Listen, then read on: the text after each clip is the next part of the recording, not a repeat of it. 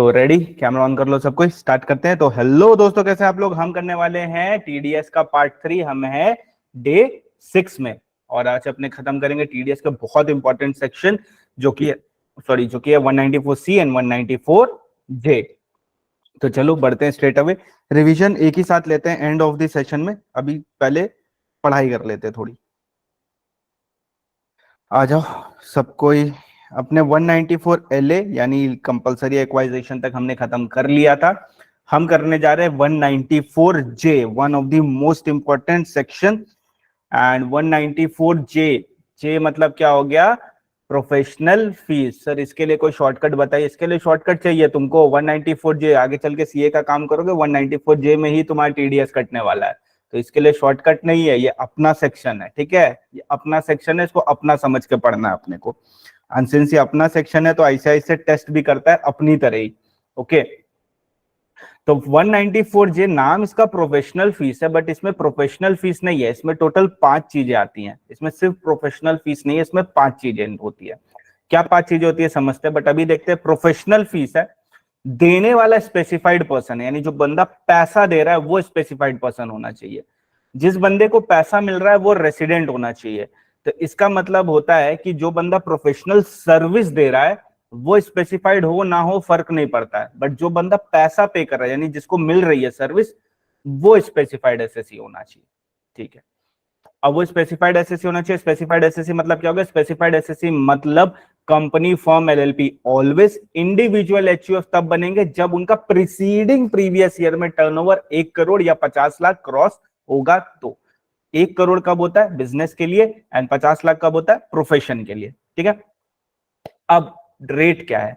अब जो ये रेट है ना, वो इधर से नहीं देखेंगे अपने। ये चार्ट मैंने तुम लोग को दिया था, तुम लोग ने ड्रॉ कर लिया होगा, इसके थ्रू अपने देखेंगे। ठीक है, सबसे पहले अपने रेट देखते हैं इंडिविजुअल एचयूएफ जिसका टर्नओवर एक्सीड करता है 1 करोड़ या 50 लाख इन प्रीसीडिंग प्रीवियस ईयर। तो उस पे एप्लीकेबल है ये। हाँ जी, उस पे एप्लीकेबल है। अगर वो पर्सन सिर्फ ये 2 सर्विसेज करता है ना, मतलब लेता है, सॉरी, ये 2 सर्विसेज लेता है ना, तभी टीडीएस कटेगा। ठीक है, टोटल 5 सर्विसेज है, बट इंडिविजुअल एचयूएफ के लिए सिर्फ 2 सर्विसेज कवर है। कौन सी 2 सर्विसेज कवर है? सबसे पहले प्रोफेशनल फीस, एंड उसमें भी एक एक्सेप्शन है कि अदर देन पर्सनल होना चाहिए। प्रोफेशनल फीस जो है वो अदर देन पर्सनल होना चाहिए।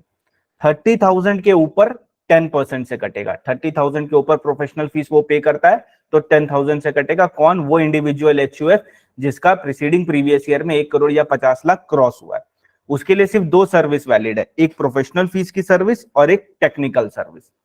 अगर वो टेक्निकल सर्विस लेता है और 30,000 के ऊपर लेता है तो 2% से टीडीएस डिडक्ट होगा। तो 2% से टीडीएस डिडक्ट होगा। तो हमने क्या देखा? सिंपल सी पॉइंट हमने देखी। एक इंडिविजुअल एचयूएफ है जिसका 1 करोड़ 50 लाख क्रॉस हो रहा है प्रीसीडिंग प्रीवियस ईयर में। 194J में जनरली 5 सर्विसेज है, बट इंडिविजुअल एचयूएफ के लिए सिर्फ 2 सर्विस एप्लीकेबल है, प्रोफेशनल फीस और टेक्निकल फीस। प्रोफेशनल फीस में भी एक्सेप्शन है कि वो पर्सनल पर्पस के लिए नहीं होना चाहिए। 30,000 के ऊपर 10%, 30,000 के ऊपर 10%। टेक्निकल फीस के लिए बोलते हैं 30,000 के ऊपर 2%, 30,000 के ऊपर 2%। अब बात करते हैं अदर्स। अदर्स मतलब कंपनी, फर्म, एलएलपी, ये सारे लोग। अब बाकी लोगों के लिए टोटल 5 सर्विसेज है। सर 5 नहीं आया तो ज्यादा दिख रही है, 5 ही है। ये एक है बस, इसका बाइफर्केशन है। टोटल 5 सर्विसेज है अपने पास। ठीक है, प्रोफेशनल फीस की सर्विस अगर एक फर्म लेती है तो 30,000 के ऊपर 10%। टेक्निकल फीस अगर कंपनी, फर्म, एलएलपी यानी अदर्स लोग लेते हैं तो 30,000 के ऊपर 2%। रॉयल्टी अगर फिल्म से रिलेटेड है 30,000 के ऊपर 2%। रॉयल्टी अदर देन फिल्म वाली है तो 30,000 के ऊपर 10%। Non compete fees, non compete fees का अगर पेमेंट करते हैं अपने तो 30,000 के ऊपर 10%। डायरेक्टर को अगर अपने ये दे रहे प्रोफेशनल फीस, रेमुनरेशन नहीं, प्रोफेशनल फीस दे रहे, प्रोफेशनल फीस मतलब सिटिंग फीस दे रहा है, तो अगर डायरेक्टर को अपने सिटिंग फीस वगैरह दे रहे तो उस सिनेरियो में बिना किसी लिमिट के 10% से कटेगा। बिना किसी लिमिट से 10%, यानी 1 रुपया भी सिटिंग फीस दिया 10%, 2 रुपया भी सिटिंग फीस दिया तो 10%, बिना किसी थ्रेशोल्ड के 10% से डिडक्ट होगा। ठीक है, लर्न करना, हाँ लर्न करना है, थोड़ा टेक्निकल है बट हो जाएगा, टेंशन मत लो। पहली बात तो इंडिविजुअल एचयूएफ, ठीक है, सिर्फ दो सर्विसेज उनके लिए, प्रोफेशनल और टेक्निकल, और प्रोफेशनल में भी अदर देन पर्सनल। प्रोफेशनल के लिए 30,000 के ऊपर 10%, टेक्निकल के लिए 30,000 के ऊपर 2%। अब बात करते हैं कंपनी, फर्म, एलएलपी वगैरह अदर्स की, ठीक है, तो सिर्फ कंपनी लेके चलते हैं, ठीक है, कंपनी मतलब सब इंक्लूड कर लिया ना उसमें। तो एक कंपनी, अगर एक कंपनी प्रोफेशनल फीस पे करती है 30,000 के ऊपर 10%, टेक्निकल फीस पे करती है 30,000 के ऊपर 2%, रॉयल्टी फिल्म वाला 30,000 के ऊपर 2%, अदर देन फिल्म वाला रॉयल्टी 30,000 के ऊपर 10%, नॉन कंपीट फीस 30,000 के ऊपर 10%, डायरेक्टर को अगर सिटिंग फीस दे रहा है तो बिना किसी लिमिट के 10% से, बिना किसी लिमिट के 10% से। अब एक शॉर्टकट बताता हूं, सबकी लिमिट 30,000 है एक्सेप्ट डायरेक्टर, सबकी लिमिट 30,000 अबव है एक्सेप्ट डायरेक्टर। दूसरी चीज, सिर्फ टेक्निकल फीस और रॉयल्टी वाले में 2% है, सिर्फ टेक्निकल और रॉयल्टी में 2% है, बाकी सब जगह 10% है। सिर्फ टेक्निकल और रॉयल्टी फिल्म वाली के लिए 2% है, बाकी सबके लिए 10% है। तो इस तरह करके शॉर्टकट वहां चाहो तो लिख सकते हो, लर्न करने का इजी रहेगा। Threshold is 30,000 for all except director, technical and royalty for film के लिए 2%, बाकी सबके लिए 10%, बाकी सबके लिए 10%। तो ये कॉमन इसमें से निकलेगा। ओके, ये लाइन लिखना बहुत ज्यादा जरूरी है, ये दोनों लाइन, बिकॉज कल को अगर अपने कोई गलती कर रहे होंगे तो ये दो लाइन से अपने आइडेंटिफाई कर पाएंगे कि रेट गलत ना हो जाए, थ्रेशोल्ड गलत ना हो जाए, ठीक है। तो इंडिविजुअल एचयूएफ के लिए सिर्फ 2 सर्विसेज वर्क करेंगी, बाकी सबके लिए 5 सर्विसेज वर्क करेंगी, ठीक है। सेक्शन को भले ही प्रोफेशनल फीस बोलते हैं, बट इसमें सिर्फ प्रोफेशनल फीस नहीं, इसमें सब कुछ इंक्लूड हो जाता है। याद रखना, अगर डिडक्टी, ये डिडक्टी मतलब जिसको पैसा मिल रहा है, वो कॉल सेंटर है तो रेट 2% हो जाएगा, 10% की जगह 2% का रेट होगा। अगर डिडक्टी यानी जिसको पैसा मिल रहा है वो कॉल सेंटर है तो रेट 2% हो जाएगा। ओके, ये पॉइंट हमने इसमें कवर कर लिया है, ये भी कवर कर लिया है। अब बात करते हैं right to use computer software. TDS does not apply if software acquired on subsequent transfer without modification and tax has already been deducted on previous transfer। देखो सिंपल सी बात बोल रहा है, कंप्यूटर सॉफ्टवेयर खरीदते हैं, ठीक है, तो टीडीएस नहीं है। कंप्यूटर सॉफ्टवेयर की रॉयल्टी खरीदते हैं तब टीडीएस है, दोनों में डिफरेंस होता है। रॉयल्टी मतलब होता है अब ये सॉफ्टवेयर मेरा हो गया, बाकी लोग इसको अगर यूज करेंगे तो मेरे को पैसा देंगे, तो हम क्या करते हैं, जो डेवलपर होता है उससे रॉयल्टी ले लेते हैं, ठीक है, एक ये हो गया। दूसरी चीज, जो डेवलपर होता है वो अपना रॉयल्टी सेल कर देता है कि अब तुम फर्दर सेल करोगे तो तुम मेरे को कमीशन बस पे कर देना, तो ये हो गई वाली चीज। बट अगर अपने मार्केट से जाके टैली की सीडी उठा के ले आते हैं, टैली की सीडी हम मार्केट से उठा के ले आए, तो जल्दी से बताओ क्या ये रॉयल्टी की सेल है कि नॉर्मल गुड्स का सेल एंड परचेज है? तो ये नॉर्मल गुड्स का सेल एंड परचेज है, तो उसमें 194J नहीं लगता है।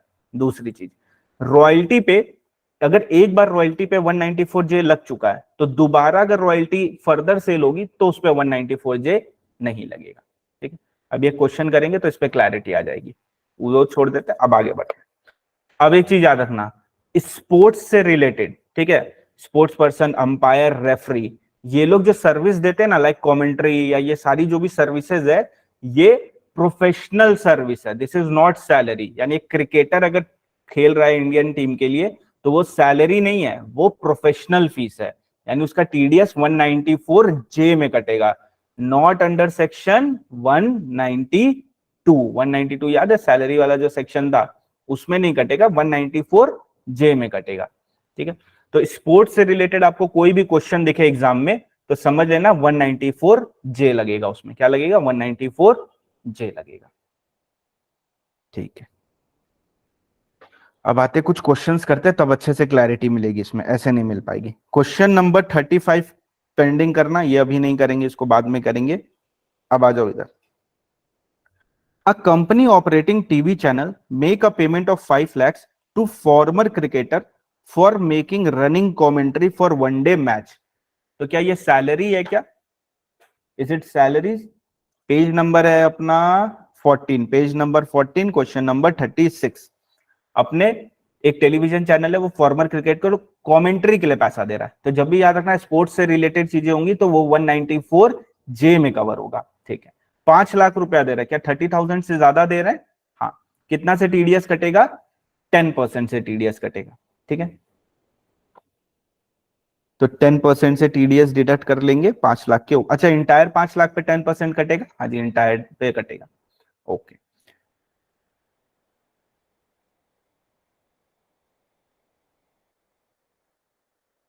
एक और चीज बताता हूँ, ठीक है, थोड़ा सा एक्सेसिंग लर्निंग है, बट अगर ये अपने कर लेंगे ना तो एक अच्छा मार्क्स स्कोर कर पाएंगे। अपने क्या करेंगे ना, जब भी स्पोर्ट्स पर्सन से रिलेटेड कुछ आएगा ना, तो अपने लिख देंगे sports activity has been notified by CBDT as professional service. अगर अपने ये लाइन भी कोट कर देंगे ना तो अपने को थोड़ा अच्छा मार्क्स स्कोर हो जाएगा। जब अपने को ये लर्न करना है कि जितना भी स्पोर्ट्स वाला चीज है वो प्रोफेशनल है, तो यही लाइन लर्न कर लेते हैं ना, sports activity has been notified by CBDT central board of direct tax as professional service.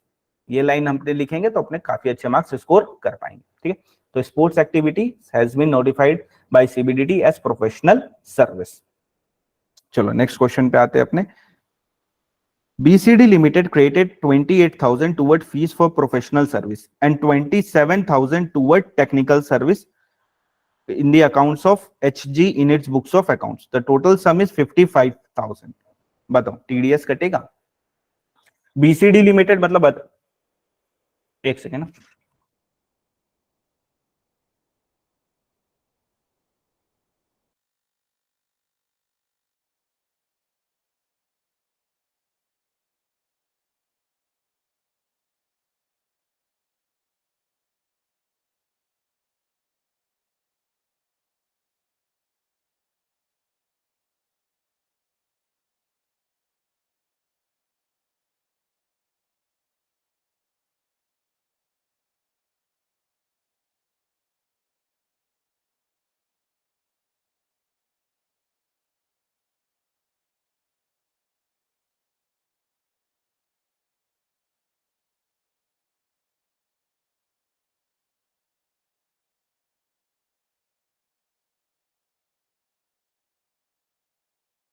बोलो डिडक्ट होगा?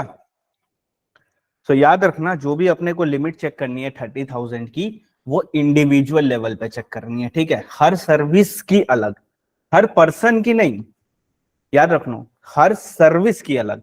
एक एग्जांपल के जरिए समझाता हूं। मान लो अगर अपने लेते हैं प्रोफेशनल फीस और टेक्निकल सर्विस, तो अपने को 30,000 जो है वो इंडिविजुअली चेक करना है। ठीक है, हर एक सर्विस का अलग 30,000 एक्सीड करेगा तो टीडीएस कटेगा 10%, 2%।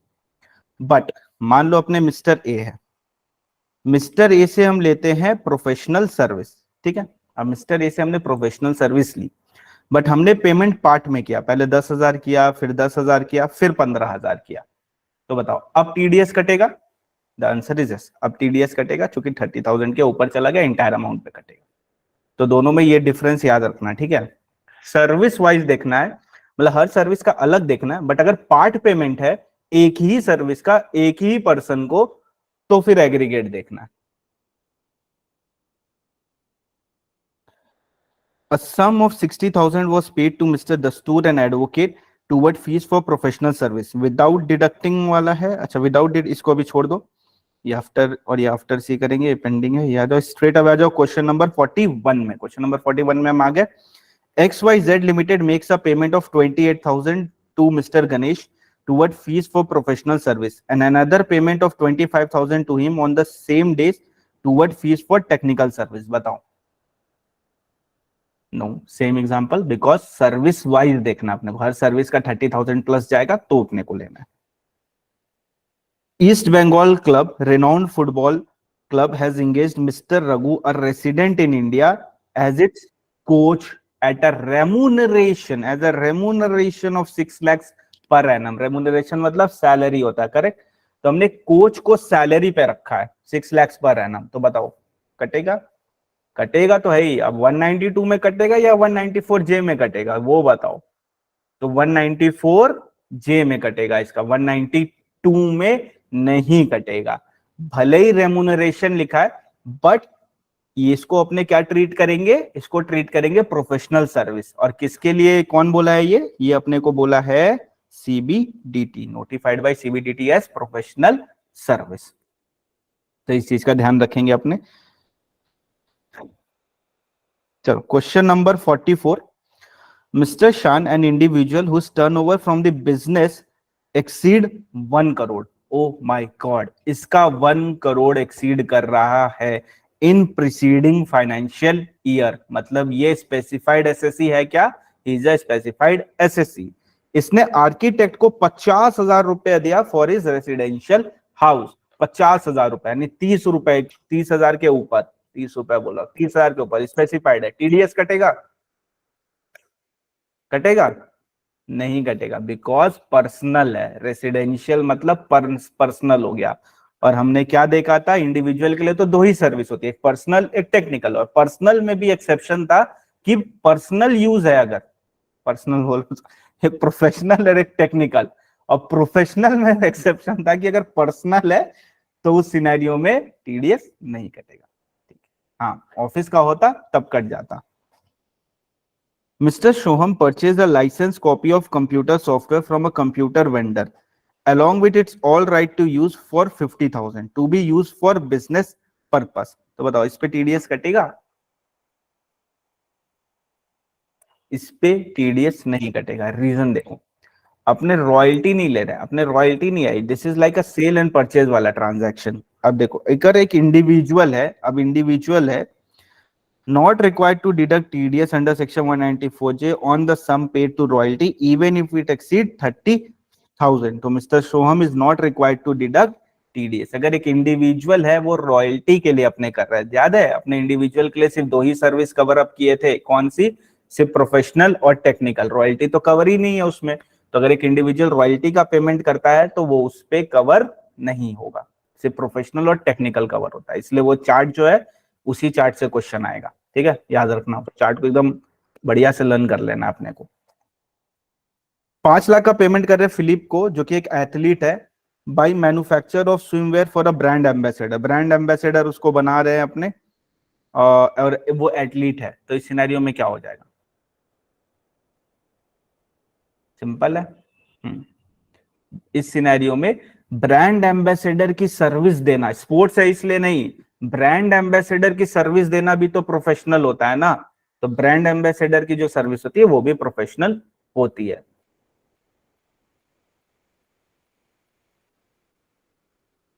हाँ, अगर कोई बिजनेस फर्म या तुम्हारा कुछ कंपनी वगैरह होता इस वाले केस में तो टीडीएस कट जाता, तब टीडीएस कट जाता। और अपने एक वर्किंग नोट भी लिखते हैं कि हाउएवर इफ पहले टीडीएस कटा हुआ है इसमें तो वापस नहीं कटेगा, एक ये वर्किंग नोट इसमें चला जाता। टेक्निकल सर्विस पर्सनल पर्पस के लिए होगा ही नहीं, प्रोफेशनल पर्सनल के लिए हो सकता है। Technical will always be for business. Technical service मतलब बिजनेस के लिए ही है, वो प्रोफेशनल हो ही नहीं सकता है। ठीक है, ये हो गया। अब चलते हैं दूसरे कॉन्सेप्ट की तरफ, दैट इज 194 सी, जो कि जे और सी मिला के क्वेश्चन आता है। देखो जे सी एम ये 3 सेक्शन है जिसके क्वेश्चन साथ में आते हैं। तो अभी जे किया, अब सी करने जा रहे हैं अपने। तो 194 जे पर क्विक रिवीजन मार लेते हैं। 194 जे में हमने क्या देखा? 194 जे में हमने देखा इंडिविजुअल के लिए सिर्फ 2 सर्विसेज कवर है। अच्छा, अपने भी किसकी बात कर रहे हैं? जो पर्सन ले रहा है सर्विस, जो पर्सन सर्विस ले रहा है वो एक स्पेसिफाइड एसएससी होना चाहिए। अगर वो इंडिविजुअल एचयूएफ है तो उसका टर्नओवर 1,50,00,000 के ऊपर है इन प्रीसीडिंग प्रीवियस ईयर, सिर्फ 2 सर्विसेज पे टीडीएस कटेगा। एक professional fees other than personal 30,000 के ऊपर 10%, टेक्निकल के लिए 30,000 के ऊपर 2%। याद रखना, रॉयल्टी वगैरह ये सब कुछ इंडिविजुअल के लिए नहीं है। अब बाकी लोगों के लिए 5 सर्विसेज है। पहली बात, प्रोफेशनल 30,000 के ऊपर 10%, टेक्निकल 30,000 के ऊपर 2%, रॉयल्टी फिल्म वाली 30,000 के ऊपर 2%, रॉयल्टी अदर देन फिल्म वाली 30,000 के ऊपर 10%, नॉन कम्पीट फीस 30,000 के ऊपर 10%, डायरेक्टर बिना किसी लिमिट के 10%। याद रखने का तरीका, सबकी लिमिट 30,000 है एक्सेप्ट डायरेक्टर। एंड रेट सिर्फ टेक्निकल और फिल्म वाले के लिए 2% है, बाकी सबका 10% है, बाकी सबका 10% है। सर्विस देने वाला कोई भी हो सकता है, उससे फर्क नहीं पड़ता। बट अगर कॉल सेंटर है सर्विस देने वाला, अगर सर्विस देने वाला कॉल सेंटर है तो ये 2% हो जाएगा, ये 2% हो जाएगा, तो ऑलरेडी 2 है, तो ये वाला 2% हो जाएगा प्रोफेशनल फीस।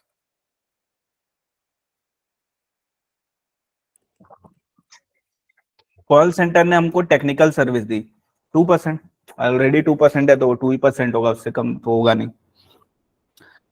अब आते हैं 194 सी। ध्यान देना, 194C में लोगों को कंफ्यूजन होता है कि सी मतलब होता क्या है, तो आओ वो भी समझाता हूं। एचईसी का कोई सीन नहीं है ना, याद करो फर्स्ट क्लास में क्या पढ़ा था एचईसी के लिए, कि अगर नॉन रेसिडेंट है तो एचईसी और सरचार्ज ऐड करेंगे, और अगर रेसिडेंट है तो उसके लिए सिर्फ और सिर्फ सैलरी में एचईसी ऐड होता है, बाकी और कहीं नहीं होता। तो ये चीज याद रखना, जो फर्स्ट क्लास में हमने चार्ट देखा था। वापस रिवाइज करवाऊंगा एक बार, पूरा खत्म हो जाएगा उसके बाद। अब एक पार्टनरशिप फॉर्म है, इस partnership form specified SSC, the answer is partnership form is specified SSC. एक पार्टनरशिप फर्म है और ये पार्टनर है और ये मेरे पार्टनर्स है सारे, ठीक है, मेरे सारे पार्टनर है। अब क्या हुआ, यहाँ पे ऊपर टूटने लगा, ठीक है, ऊपर की जो छत थी वो थोड़ी बहुत टूटने लगी। अब ये पार्टनर आराम से बैठ के डिस्कशन कर रहे हैं अपना, अरे किससे करवाए, इससे करवाए, कहाँ से करवाए, कैसे रिपेयर करवाए, किसको कॉन्ट्रैक्ट दे, क्या करे। इतना देर में हम उठाए अपना थार, थार में बैठे हम चले गए चौराहा पे। हम गए चौराहे पे और चौराहे से हम जाके इस मजदूर को उठा के स्ट्रेट अवे ले आए कि भाई तू आजा, मेरा ये वाला काम है, ऊपर रिपेयर करना है। वो बोला कितने लेंगे, मैंने बोला कितने लोगे, तो वो बोला 40,000 रुपए लेंगे। तो बोले ठीक है 40,000 रुपए लोगे, आ जाओ। ये 4 लोग आए, एक दिन के अंदर रिपेयर करवा के चले गए, ऊपर वाली छत जो टूटी थी वो रिपेयर हो गई। अब ध्यान से देखो, मैंने इनको 40,000 रुपए पे किए। क्यों पे किए? बिकॉज मैंने इनको एक कॉन्ट्रैक्ट दिया कि जो ऊपर की छत है वो टूट गई है, उसको रिपेयर कर दो। तो क्या हो गया, ये कॉन्ट्रैक्ट हो गया, ठीक है। तो कॉन्ट्रैक्ट मतलब क्या होता है, जब आपने किसी को भी कोई किसी भी चीज के लिए देते हैं कि आजा, मान ले कि इसमें क्या हुआ, 2 चीजें, मान लो हम बोले मटेरियल हम देंगे, तुम आके सिर्फ छत ठीक कर दो, ठीक है। तो उस सिनेरियो में भी ये कॉन्ट्रैक्ट है, बिकॉज हमने उसको कॉन्ट्रैक्ट दिया छत ठीक करने का, मटेरियल हमने सप्लाई कर दिया। अब सेकंड क्या हो सकता है, हम इसको बोलेंगे कि बालू सीमेंट तुम ही लेके आओ। तो इस सिनेरियो में ये कॉन्ट्रैक्ट है, और याद करो इसको क्या बोलते हैं, वर्क्स कॉन्ट्रैक्ट। वर्क्स कॉन्ट्रैक्ट बोलते हैं इसको, बिकॉज मटेरियल उसका है और लेबर भी उसका है। अगर सिर्फ लेबर उसका है तो कॉन्ट्रैक्ट, मटेरियल और लेबर दोनों उसका है तो वर्क्स कॉन्ट्रैक्ट। एंड मजेदार बात है, चाहे वर्क्स कॉन्ट्रैक्ट हो चाहे कॉन्ट्रैक्ट हो, दोनों 194C में कवर होते हैं, दोनों 194C में कवर होते हैं। एक चीज का और डिफरेंस अपने को पता होना चाहिए। अब ये हो आप लोग छोटे छोटे बच्चे हो, अब आप लोग को क्या खाना था, आप लोग को खाना था किंडर जॉय। तो आप क्या गए, शॉप में गए और किंडर जॉय खरीद के ले आए अपने लिए, ठीक है। अब किंडर जॉय तुम लोग खरीद के ले आए शॉप से, तो यहाँ पे कुछ भी कॉन्ट्रैक्ट है क्या, कुछ कॉन्ट्रैक्चुअल है क्या? नहीं है। पैसा दिया, सामान उठाया, घर आ गया। यानी सेल और purchase is not contract, so 194C will not be applicable in case of sale and purchase. Am I right? Clear? इसीलिए जब भी आप लोगों ने आर्टिकलशिप की होगी तो आपने देखा होगा सेल वाले ट्रांजैक्शन पे कभी भी टीडीएस हम लोग आज तक चेक ही नहीं किया, कभी भी टीडीएस को चेक नहीं करते। क्यों नहीं करते? बिकॉज एप्लीकेबल ही नहीं है ना, that is normal sale and purchase वाला कॉन्ट्रैक्ट, तो उस पर कभी भी टीडीएस नहीं लगता है। बट मान लो कि आप हो शरारती बच्चे, आपने क्या बोला, हम किंडर जॉय तो खाएंगे लेकिन अपनी पसंद का खाएंगे। तो तुम पहुंच गए सीधे उसके फैक्ट्री में, तुम उसके फैक्ट्री में पहुंच गया पूरा बोरिया बिस्तर लेके, अपना सारा इंग्रेडिएंट्स लेके, बोला मेरे को किंडर जॉय बना दो लेकिन मेरा इंग्रेडिएंट यूज करो, ये सारी चीजें उसमें डाल देना। अब ये वो सारी चीजें डाल के किंडर जॉय बनाता है एंड अपने को दे देता है। तो इस सिनेरियो में देखो एक कॉन्ट्रैक्ट है। क्या कॉन्ट्रैक्ट है? हम उसको मटेरियल दे रहे हैं, वो मेरे को बना रहा है एंड बना के सप्लाई कर रहा है। तो इट्स लाइक कि इंग्रेडिएंट्स मेरा है, बस वो बनाने का काम कर रहा है। तो हम उसको क्या कॉन्ट्रैक्ट दे रहे हैं कि ये लो मेरा इंग्रेडिएंट्स, तुम बस बना दो, बिकॉज तुमको बनाने आता है, तो तुम बनाने का कॉन्ट्रैक्ट दिए उसको। तो दिस इज कॉन्ट्रैक्ट। तो दोनों में डिफरेंस समझ में आ रहा है? फर्स्ट केस में क्या हुआ कि हम डायरेक्टली शॉप से परचेज कर लिए, तो सेल परचेज ट्रांजैक्शन हो गया। सेल परचेज पे कभी भी नहीं लगता है 194C। बट सेकंड केस में क्या हुआ, हम इंग्रेडिएंट दे रहे हैं, हम सब कुछ दे रहे हैं उसको, और हम उसको बोल रहे हैं मेरे लिए बना दो, मेरे लिए बना दो, और वो बना के अपने को दे देता है, ठीक है। अच्छा, मान लो अगर ये वाला जो किंडर जॉय है, ये तो अपने इंग्रेडिएंट से नहीं बना है, ये किसी थर्ड पर्सन से इसने परचेज किया होगा इंग्रेडिएंट, जहां कहीं से भी प्रोक्योर किया होगा, फिर वहां से बना के अपने को दिया होगा, ठीक है। यानी क्या मैं ऐसा बोल सकता हूँ कि थर्ड पर्सन से इंग्रेडिएंट एक कंपनी लेती है, एक प्रोडक्ट बनाती है और अपने को दे देती है, तो that is normal cell purchase. But वही अगर इंग्रेडिएंट वो हम लोग से लेती है और बनाती है और फिर अपने को वो प्रोडक्ट देती है, तो that is contract 194C will be applicable. Am I right or am I wrong? Am I right? तो क्या हम इसको ऐसे समराइज कर दें कि अगर एक कंपनी किसी थर्ड पर्सन से इंग्रेडिएंट लेती है और अपने को देती है, तो उस सिनेरियो में this is sale and purchase. But अगर एक कंपनी हम ही लोग से इंग्रेडिएंट ले रही है और फिर वो हम ही लोग को वो वाला माल बेच रही है, तो दैट इज 194C, वो कॉन्ट्रैक्ट में कवर हो जाता है, वो कॉन्ट्रैक्ट में कवर हो जाता है। ठीक है। अब प्रॉब्लम यहां पे ये आ रही है कि मान लो ये कॉन्ट्रैक्ट में तो कवर हो जाता है, आप बोल रहे हैं, ठीक है। अब टीडीएस कौन से अमाउंट पे कटेगा?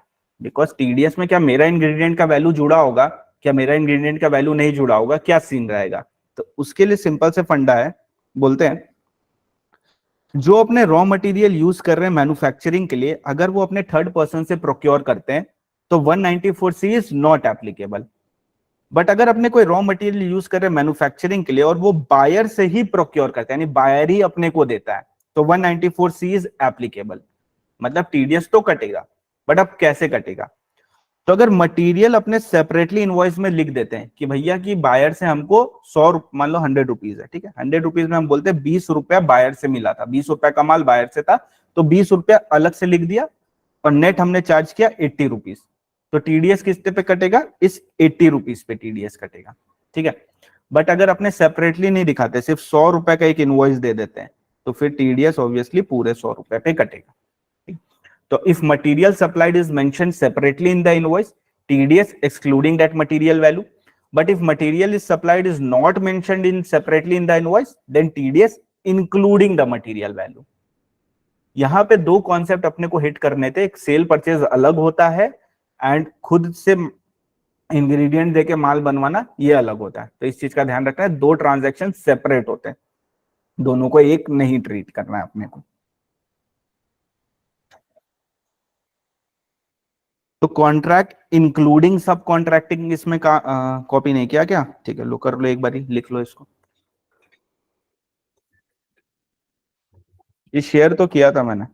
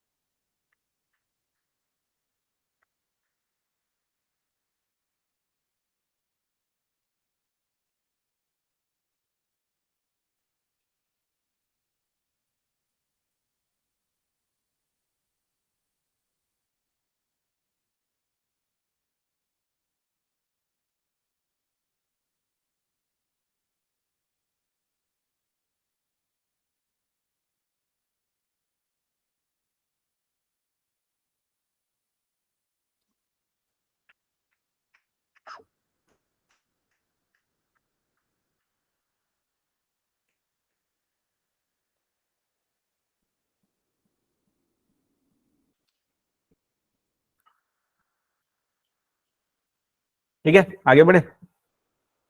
बाकी कॉपी कर लेना, बाद में तो शेयर करूंगा ही।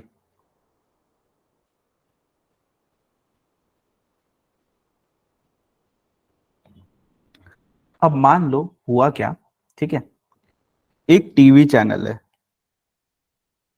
और मेरे को ना मस्त एक स्क्रिप्ट आया दिमाग में, मेरे पास एक मस्त स्क्रिप्ट आया दिमाग में।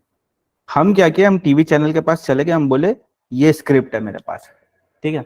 तो वो स्क्रिप्ट पढ़ा, स्क्रिप्ट पढ़ने के बाद वो मेरे को बोलता है ये क्या है, ये तो अनुपमा का कहानी है। हम बोले नहीं, अनुपमा का कहानी नहीं, मेरा लिखा हुआ है। मतलब बोले तो वही कहानी है।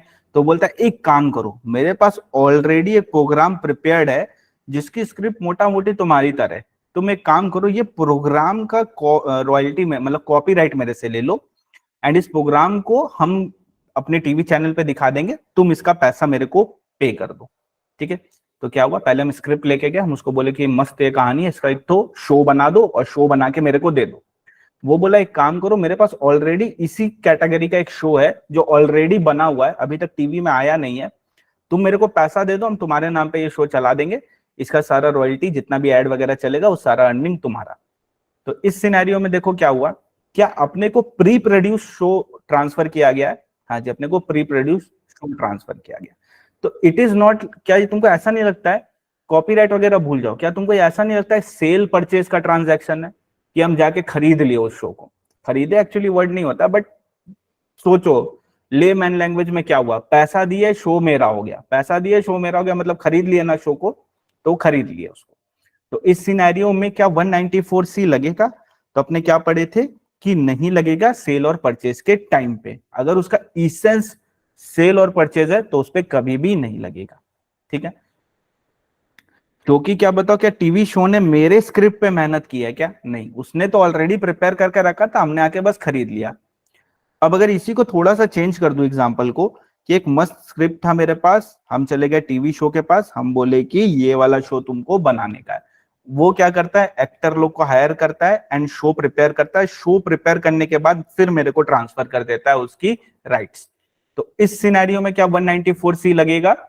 हाँ लगेगा। तो इस सिनेरियो में 194 सी लगेगा, बिकॉज शो उसने मेरे हिसाब से बनाया, जैसा मैं चाहता था, उसने मेरे लिए वर्क किया है, to be very precise.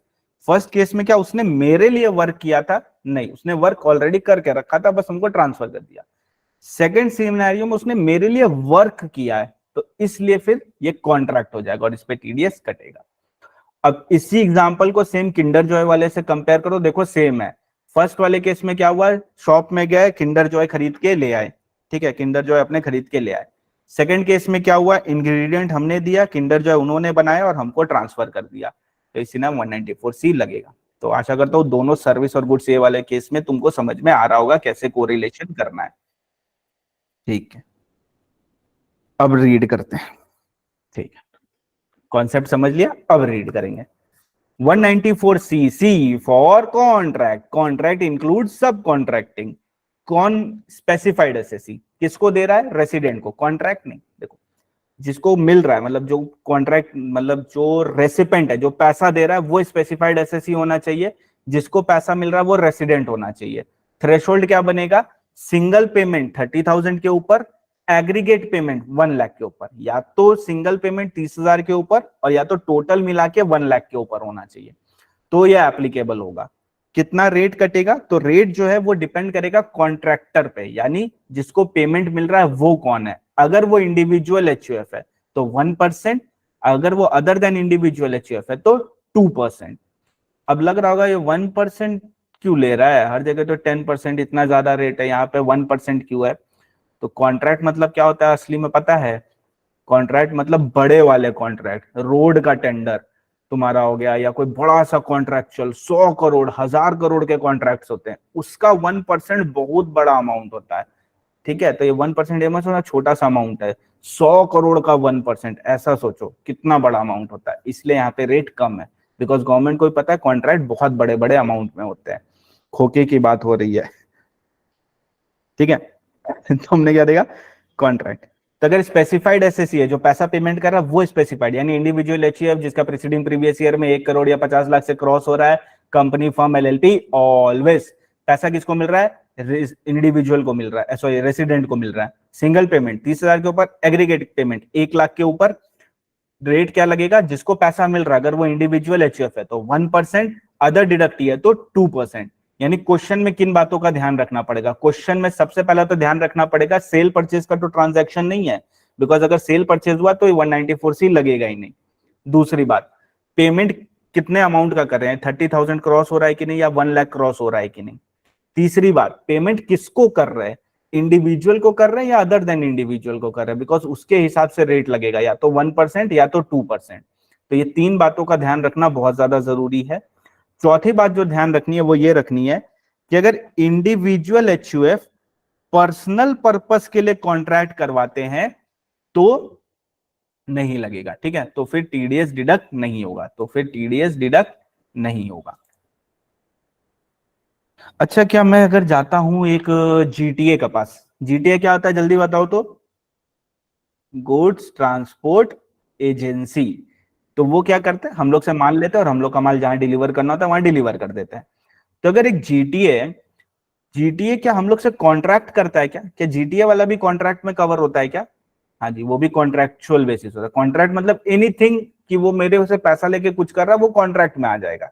Professional fees और कॉन्ट्रैक्ट में डिफरेंस होता है, वो कॉमन सेंस से समझ में आ रहा है।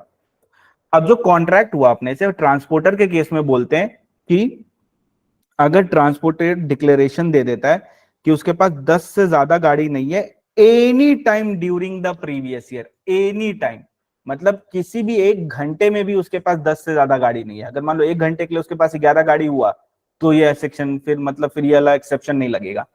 10 से ज्यादा गाड़ी किसी भी टाइम उसके पास नहीं होना चाहिए, और ऐसा अगर वो डिक्लेरेशन दे देता है तो कोई टीडीएस नहीं लगेगा, ऐसा कोई डिक्लेरेशन दे देता है तो कोई टीडीएस नहीं लगेगा। Similarly transport of railway, transport bye railway भी कॉन्ट्रैक्ट होता है बट उस पर टीडीएस नहीं लगता है, वो भी कॉन्ट्रैक्ट होता है उस पर टीडीएस नहीं लगता। ये वर्क वाला हमने ऑलरेडी कर लिया। अब हम करने जा रहे हैं एडवर्टीजमेंट के बारे में। अच्छा, एड कैसे चलता है आपको पता है? एड चलता है टीवी पे, ठीक है, बट टीवी वाले कभी भी डायरेक्ट कांटेक्ट नहीं करते हैं, बीच में एक एजेंट होता है उनका, एजेंसी जिसको बोलते हैं, एक एजेंसी होता है। अपने क्या करेंगे, अपने एजेंसी के पास जाएंगे, बोलेंगे कि मेरे को मस्त शाहरुख खान का ऐड चलवाना है, सीएम एंकरदी क्लासेस है, शाहरुख खान ऐड करेगा, ठीक है, तो वो चलवा दो। तो बोलता है ठीक है ले आओ, कितने? हम बोले कितना? तो बोलता है 20 करोड़। बोले 20 करोड़, छोटा मोटा रकम मत बोलो। तो मैंने उसको 20 करोड़ रुपए दिए, 20 करोड़ रुपए मैंने उसको दिए। अब ये रिले करेगा किसको? टीवी चैनल को। अब टीवी चैनल ऐड चलाएगा, ठीक है। क्या मेरा कॉन्ट्रैक्ट एजेंसी के साथ है? हाँ, मेरा कॉन्ट्रैक्ट तो एजेंसी के साथ है, बिकॉज हम उसको जानते हैं, कुछ गड़बड़ होगा हम उसका गला पकड़ेंगे, हम टीवी चैनल का थोड़ी जाके गला पकड़ेंगे।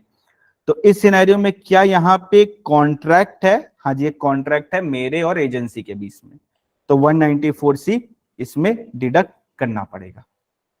क्या एक कॉन्ट्रैक्ट है एजेंसी और टीवी के बीच में भी? हाँ, ये दोनों के बीच में भी पर्सनल कॉन्ट्रैक्ट चल रहा है कि ये इसको देगा, बदले में ये इसको क्या पे करेगा, बदले में इसको मिलेगा कमीशन, बदले में इसको कमीशन मिलेगा। तो इस सिनेरियो में यहाँ पे 194C लगना चाहिए था, बिल्कुल लगना चाहिए था, बट गवर्नमेंट ने बोला कि इस पे 194C नहीं लगेगा, बिकॉज अपने को इस वाली चीज को प्रमोट करना है, ठीक है। तो इस पे 194C will not be applicable. तो जब भी एजेंसी और टीवी के बीच में कोई भी कॉन्ट्रैक्ट होगा, अब या तो ये इसको पैसा दे या ये इसको पैसा दे, दोनों ही सिनेरियो में 194C will not be applicable. मेरे और एजेंसी के बीच में कुछ कॉन्ट्रैक्ट होता है तो 194C will be applicable, yes. Agency और टीवी के बीच में जो भी कॉन्ट्रैक्ट होगा उस पर 194C नहीं लगेगा। 194H लगेगा क्या? तो गवर्नमेंट इसके लिए साइलेंट है, तो इस पे भी 194H भी नहीं लगता है। इसका मतलब अगर कुछ नहीं बोला तो 194H will not be applicable. तो ये टीवी एजेंसी और टीवी के बीच में जो कॉन्ट्रैक्ट होता है उसमें टीडीएस डिडक्ट होगा ही नहीं, उसमें टीडीएस डिडक्ट होगा ही नहीं। बट एजेंसी और पर्सन के बीच में जो भी होगा उस पर टीडीएस डिडक्ट होगा, ठीक है। क्लैरिटी सबको? चलो, क्या यही लिखा है क्या इसमें? देखो, payment by client to advertisement agency, TDS deduct होगा। Payment by advertisement agency to TV channel, no TDS.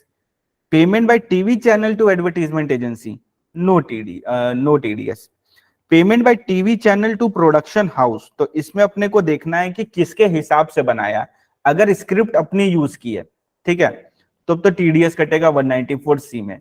But अगर ऑलरेडी प्रोड्यूस प्रोग्राम अपने को दे दिया है तो कोई टीडीएस नहीं कटेगा, बिकॉज यहाँ पे कोई वर्क ही परफॉर्म नहीं हुआ है। कोई वर्क परफॉर्म नहीं हुआ है तो कोई कॉन्ट्रैक्ट वगैरह भी नहीं है, नॉर्मल सेल परचेज ट्रीट होगा ये। It is clarified that in case of seller of the gas, अब एक गैस का सेलर है तो क्या गैस हवा में भेज देगा? क्या हवा में नहीं भेजेगा, ऑब्वियसली उसको किसी चीज के थ्रू भेजना पड़ेगा अपने पास। As well as transport the gas to the purchaser till the point of delivery, तो डिलीवरी पॉइंट तक जो गैस वाला है, मान लो इंडेन है, वो अपने को गैस घर तक पहुंचाता है। तो घर तक अपने को गैस पहुंचा रहा है तो उस सिनेरियो में क्या होगा? तो where the ownership of the gas to purchaser is simultaneously transfer, it is contract for sale and not works contract. तो वो वर्क्स कॉन्ट्रैक्ट नहीं, वो नॉर्मल सेल और परचेज है। Hence, in these circumstances, Section 194C are not applicable on the component of gas transportation charges paid by the purchaser to seller of the gas. However, for transportation charges paid by third party transporter of the gas, either by seller or purchaser, 194C is applicable. तो क्या बोल रहा है? Simple सी बात बोल रहा है, simple simple कर रहे, सिंपल लग नहीं रहा है, सिंपल ही है। अब एक गैस वाला है, ठीक है, वो ट्रांसपोर्ट भी करेगा, अपने को घर तक पहुंचाएगा। अब दो सिनेरियो हो सकते हैं। पहला, ये जो गैस कंपनी है वही ट्रांसपोर्ट कर रही है, ठीक है। दूसरा, अपने को बोलती है एक्स फैक्ट्री, यानी गेट से तुम ट्रांसपोर्ट करके लेके जाओ। अब गैस कंपनी अगर खुद से ट्रांसपोर्ट कर रही है तो 194C will not be applicable on transport charges. अब थोड़ा सा इसको लिंक करना पड़ेगा मेरे को वैल्यू ऑफ सप्लाई में। वैल्यू ऑफ सप्लाई में हमने क्या पढ़ा था कि जीएसटी में, जीएसटी वाले जो नहीं है वो ध्यान से सुनो, transport charges are included in the value of supply. जो भी वैल्यू निकलती है उस पर अपने इंक्लूड करते हैं। तो इसका मतलब क्या होता है कि वो सेल का ही पार्ट है, that is the part of sale. और सेल परचेस पे 194C लगता ही नहीं है, तो 194C नहीं लगेगा। दूसरा क्या, दूसरा है एक्स फैक्ट्री, यानी उसने हमको बोला, तो हमको अगर एक्स फैक्ट्री सेल किया है तो याद है अपने पढ़े थे जीएसटी में वैल्यू ऑफ सप्लाई में सेक्शन 15(2)(c) इंसिडेंटल, उसमें क्या पढ़े थे कि अप टू द डिलीवरी जितना भी खर्चा होता है वो ऐड करते हैं। एक्स फैक्ट्री मतलब होता है कि ट्रांसपोर्ट वो नहीं देगा सप्लायर, ट्रांसपोर्ट अपने को लेना पड़ेगा। तो अगर अपने को ट्रांसपोर्ट लेना है तो क्या इसका ये मतलब होता है क्या कि ये ट्रांसपोर्ट चार्ज वैल्यू में नहीं जुड़ेगा? नहीं जुड़ेगा। So it will not form part of the value, then it will not be taxable under 194C। तो 194C लगेगा ही नहीं, बिकॉज वो तो पार्टी नहीं हुआ अभी तक, तो वो टोटल में ही नहीं है। बट हम भी हवा में थोड़ी ना लेके जाएंगे, हमको भी तो एक गाड़ी चाहिए ना, तो हम गाड़ी वाला एक बुक करेंगे। अब बाहर से गाड़ी वाले को बुक किया, अब कॉन्ट्रैक्ट किसके बीच में? मेरे और गाड़ी वाले के बीच में, मेरे और गाड़ी वाले के बीच में। इस पे 194C लगेगा, ठीक है। जो मेरे और गाड़ी वाले के बीच में उसमें 194C लगेगा, बिकॉज वो ट्रांसपोर्टर वाला सर्विस मेरे को दे रहा है। सिमिलरली ये गैस कंपनी अपने को जो ट्रांसपोर्ट सर्विस दे रही है, अगर इसका खुद का नहीं है, मान लो व्हीकल इसका खुद का नहीं है, तो ये भी तो किसी थर्ड पर्सन से लेके आएगी, किसी और से गाड़ी लेके आएगी। तो क्या इस सिनेरियो में भी 194C लगेगा? The answer is yes. तो क्या हमने देखा? हमने देखा गैस वाले केस में अगर वो अपने को घर तक देके जा रहा है तो ट्रांसपोर्ट चार्ज पे 194C नहीं लगेगा, मतलब 194C लगेगा नहीं, because this is normal sale purchase transaction. But gas company और थर्ड पर्सन के बीच में जो ट्रांजैक्शन हो रहा है ट्रांसपोर्ट वाला, उस पे 194C लगेगा, बिकॉज वो तो कहीं से गाड़ी लेके आया ना, उसके पास नहीं है गाड़ी तो कहीं से तो लेके आया, तो जिससे लेके आया उसके साथ कॉन्ट्रैक्ट किया होगा ना, तो उस पे 194C लगेगा। नेक्स्ट है, अगर एक्स फैक्ट्री सेल हो जाता है, यानी फैक्ट्री के गेट पे वो हमको छोड़ देता है, तो इस सिनेरियो पे भी मेरे और थर्ड पर्सन के बीच में जो ट्रांजैक्शन हुआ है उस पे 194C लगेगा, तो 194C लगेगा। अब आईसीआई क्या करेगा मैं तुमको बताता हूं। ये क्वेश्चन देगा एंड इस क्वेश्चन को थोड़ा सा और एक्सटेंड कर देगा और बोल देगा ये जो ट्रांसपोर्टर है ना, इसके पास सिर्फ 9 ट्रक है। तो याद रखना, अभी अपने एक एक्सेप्शन पढ़े थे कि अगर एक ट्रांसपोर्टर के पास 9 ट्रक है, यानी 10 से कम ट्रक है, 10 ट्रक है, तो उस सिनेरियो में 194C will not be applicable. तो याद रखना ये क्वेश्चन बन सकता है फर्दर फ्यूचर क्वेश्चन, तो इसको अच्छे से प्रिपेयर कर लेना। अपनी लैंग्वेज में जैसा भी लिखना है इसको लिख लो बाजू में।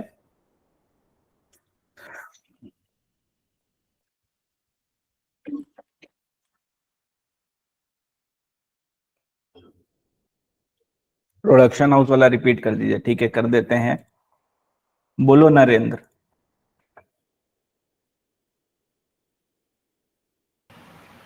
सर ये थर्ड बोलो। पार्टी से लेके सर्विस सप्लाई करे। हेलो, आवाज आ रही है सर? हाँ बोलो, बोलो। हाँ सर, ऑडिबल अभी है। आप बता रहे हम्म। थे एप्लीकेबल होगा जैसे गैस वाले उसमें, अगर वो थर्ड पार्टी से लेके देता है तो टीडीएस एप्लीकेबल होगा 194C वाला। बट लेकिन हम्म। उसको पता कैसे लगे यार? सेपरेट मेंशन करना होगा उसको उस सेपरेट चार्जेस के लिए। इसकी बात कर रहे हो क्या? हाँ जी सर। नहीं, ध्यान से सुनो, कंफ्यूज मत हो, मेरी बात ध्यान से सुनो। ये वाला जो ट्रांजैक्शन है या कस्टमर है इसमें बीच में? कस्टमर तो है ही नहीं इसमें बीच में। ये ट्रांजैक्शन गैस कंपनी और ट्रांसपोर्टर के बीच में, वो आप उनका है ट्रांजैक्शन, कस्टमर से लेना ही देना नहीं है। तो कस्टमर पे टीडीएस का बर्डन आएगा ही नहीं, बिकॉज ये तो कस्टमर से रिलेटेड नहीं है, ये गैस कंपनी और ट्रांसपोर्टर के बीच में। यहाँ पे कस्टमर गैस कंपनी है, सप्लायर ट्रांसपोर्टर है। अब इनके बीच में जो ट्रांजैक्शन होगा उस पे 194C लगेगा, याद रखना, कस्टमर से लेना देना नहीं है। और थोड़ा और इन डेप्थ चलते हैं, चले थोड़ा इन डेप्थ। कि समझ में आ गया? चलो और थोड़ा आ जाते हैं। मान लो मेरे को गैस परचेज करने का, ठीक है, हम क्या करेंगे, हम चले जाएंगे गैस कंपनी के पास, हम बोलेंगे मेरे को गैस दे दो, ये क्या करेगा, ये मेरे को गैस प्रोवाइड कर देगा, ठीक है।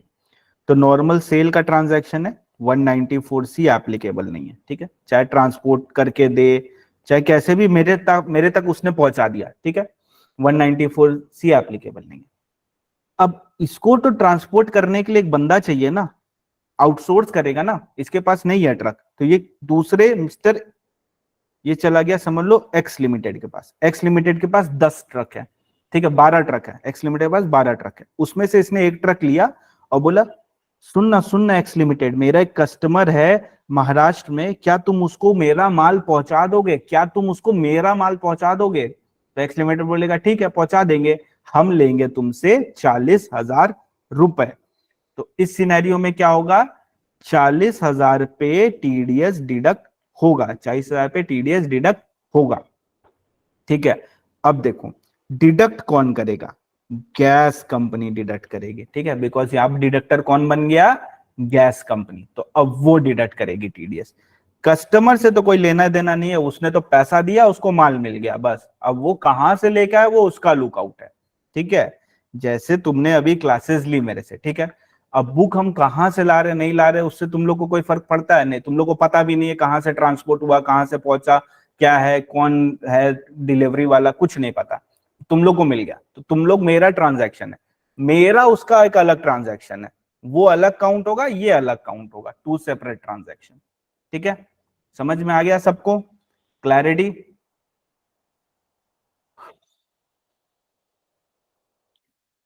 एक्स फैक्ट्री होगा तब तो कस्टमर खुद से अपना ट्रक लेके आएगा, ठीक है। जैसे अगर मैं तुमको बोल दूं कि बुक आके यहां से लेके जाओ, तो फिर तुम यहां से बुक कैसे लेके जाओगे, वो तुम्हारा लुकआउट है, वो मेरा लुकआउट नहीं है, उसके लिए जो भी खर्चा लगेगा, जो भी टीडीएस प्रोविजन, सब तुम्हारे लिए, मेरे लिए नहीं है।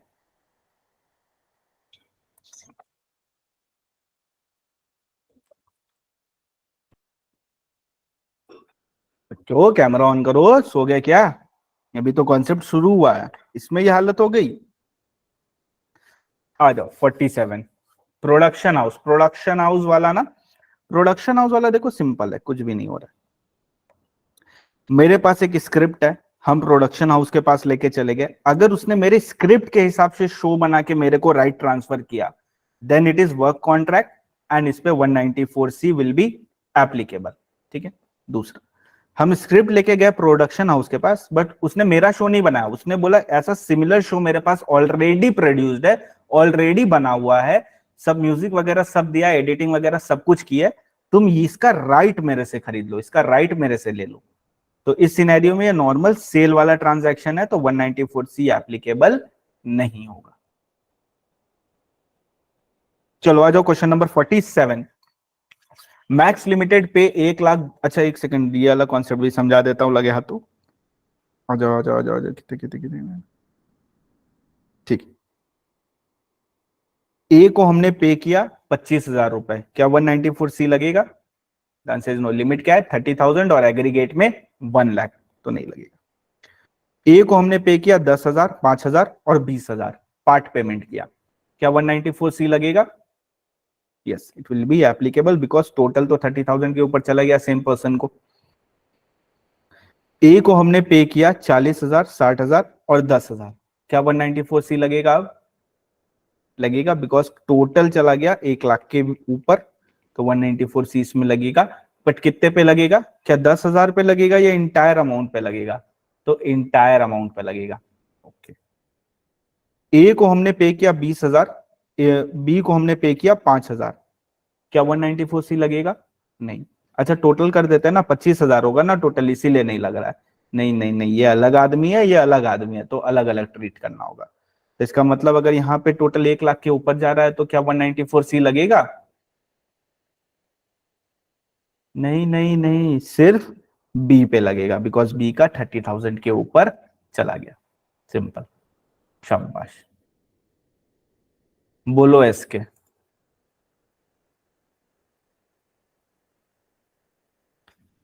एस के बोलो। सर केस 2 और केस 3 में क्या डिफरेंस हो रहा है? केस 3 में तो एनीवेज एक पेमेंट 40,000 के ऊपर हो ही जा रहा है, तो 1 लाख वाला देखने का नीड क्यों है? 1 लाख वाला देखने का नीड तब है कि ये वो वाला कॉन्ट्रैक्ट है जिसमें अपने ऐसे बोलते हैं कि कॉन्ट्रैक्ट हमने पहले ही फिक्स कर लिया कि 1,10,000 रुपया देंगे, लेकिन पेमेंट हम पार्ट वाइज करेंगे। तो इस सिनेरियो में फिर वो 1 लाख वाला लिमिट अपने को चेक करना पड़ेगा। बट अगर एक भी पेमेंट 30,000 के ऊपर चला जाएगा तो it is applicable, but only for that, मतलब जिसको टोटल करेंगे तब 30,000 के ऊपर जाएगा तब। बट एग्रीगेट में 1 लाख के ऊपर जाना चाहिए। नहीं समझ पा रहे हो दोनों में डिफरेंस? समझाता हूं।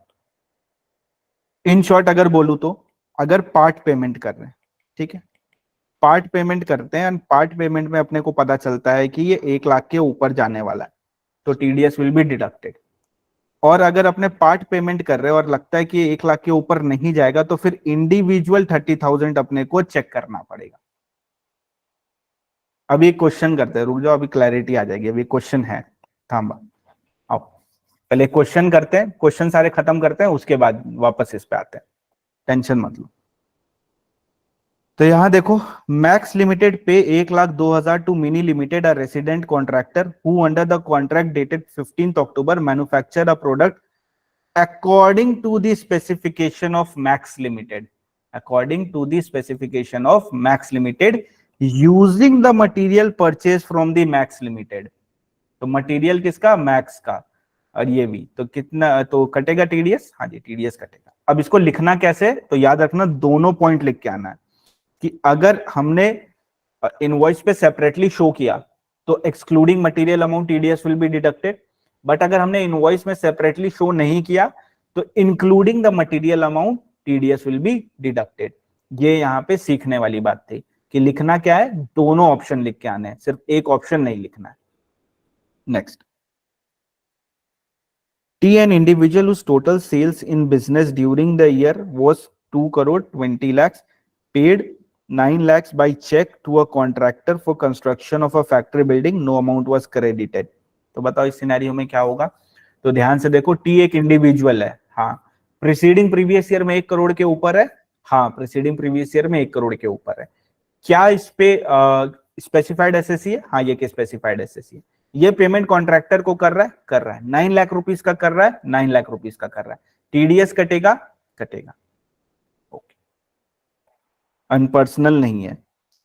और किसको कर रहा है? इंडिविजुअल को कर रहा है, तो कितना से टीडीएस कटेगा? 1% से टीडीएस कटेगा। तो जो जो बातें हमने सीखी थी ये अपने को ध्यान रखना है। देखो इसमें वो सारी बातें हैं, जब वो सारी बातें सेटिस्फाइड हुई तब हमने टीडीएस 1% से डिडक्ट किया। By virtue of an agreement with nationalized bank, catering organization receive 50,000 per month towards supply of food, water, snacks during office hours to employee of the bank, during office hours to the employees of the bank। तो 50,000 per month से ज्यादा catering, तो catering का अगर कोई contract लेता है, देखो नाम में ये केटरिंग का कॉन्ट्रैक्ट ले रहा है, मतलब कॉन्ट्रैक्ट है, तो 194C विल बी एप्लीकेबल। कौन दे रहा है? बैंक दे रहा है, यानी बैंक तो स्पेसिफाइड एसएससी होगा ही। अब स्पेसिफाइड एसएससी दे रहा है केटरिंग का कॉन्ट्रैक्ट 50,000 पर मंथ, इसका मतलब होता है कितना? 6 लाख रुपए का कॉन्ट्रैक्ट है, तो 6 लाख का कितना परसेंट अपने करेंगे? बोलो। हाँ, अब यहाँ पे दोनों ऑप्शन लिखना है, 2% नहीं, दोनों ऑप्शन लिखना है। बिकॉज केटरिंग वाला किसको मिल रहा है अपने को नहीं पता, तो अपने क्या लिखेंगे? ऐसे 2% है, बट अगर वो इंडिविजुअल एचयूएफ है तो 1% है।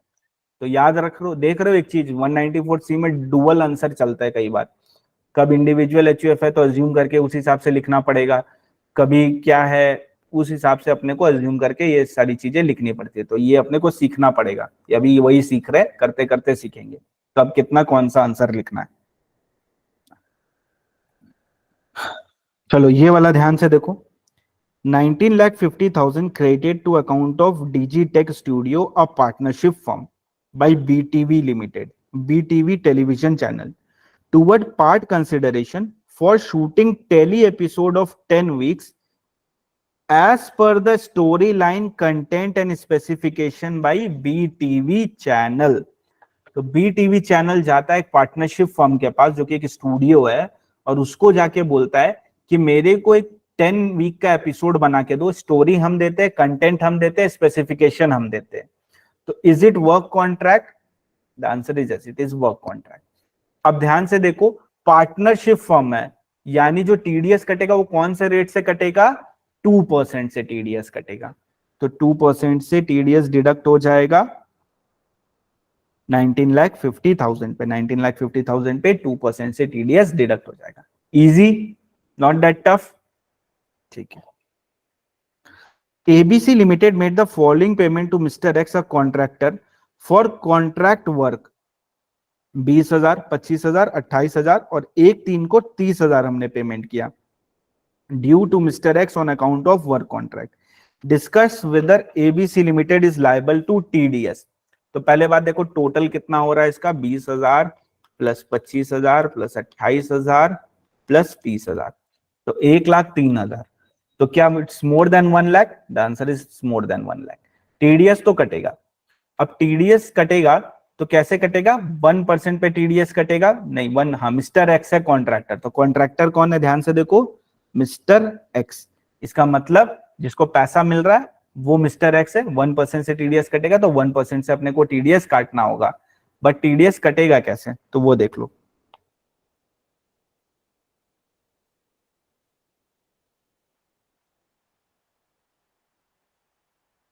TDS is to be deducted on the entire amount from the last payment of 30,000 and इतना रुपए अपने मिस्टर एक्स को पेमेंट करेंगे।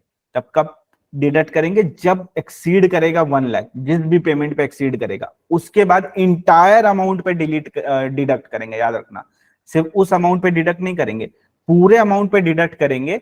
बट कब करेंगे, जब लास्ट पेमेंट करेंगे तब करेंगे। ठीक है।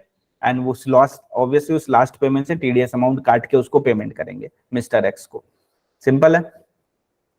ठीक है।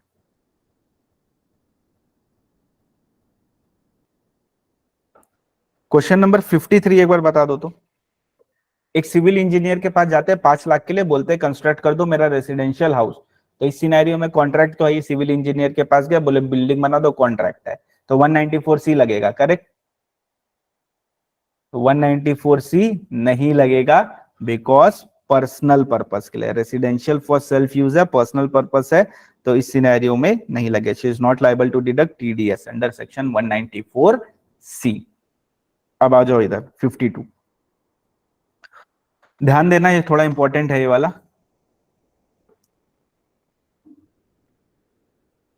Harathi Cement Limited purchased jute bag from Rajkumar and Company. The latter has to supply the jute bag with logo and address of the SSC printed on it. तो हारती सीमेंट गया राज के पास और बोला कि हमको जूट बैग चाहिए। जो jute bag कैसे आएगा, लोगो प्रिंट होगा उस जूट बैग में। ठीक है, हारती सीमेंट लिमिटेड का लोगो और एड्रेस प्रिंट होगा उस पे।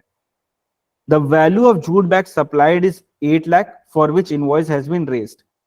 While affecting the payment for the same, is the SSC bound to deduct TDS? Assuming that the value of printing component involved is 1,10,000. You are informed that SSC has not sold any material to Rajkumar, and the latter has to manufacture jute bag in its plant using the raw material purchased from it by the outsider. Keyword देख रहे हो, outsider. तो raw material किसने दिया, outsider ने दिया। हम सिर्फ बैग बनाए, प्रिंट किए और दे दिए। तो क्या इस पे 194C लगेगा? द आंसर इज नहीं लगेगा। ठीक है, देखा चार्ट का मजा, पहले चार्ट समझा दिया था कितना इजी गया मक्खन की तरह, कि जब रॉ मटेरियल ही हमसे नहीं लिया है, रॉ मटेरियल किसी और से लिया, बस अपने को प्रिंट करके दे दिया है, तो 194C नहीं लगे, नॉर्मल सेल परचेज हो गया।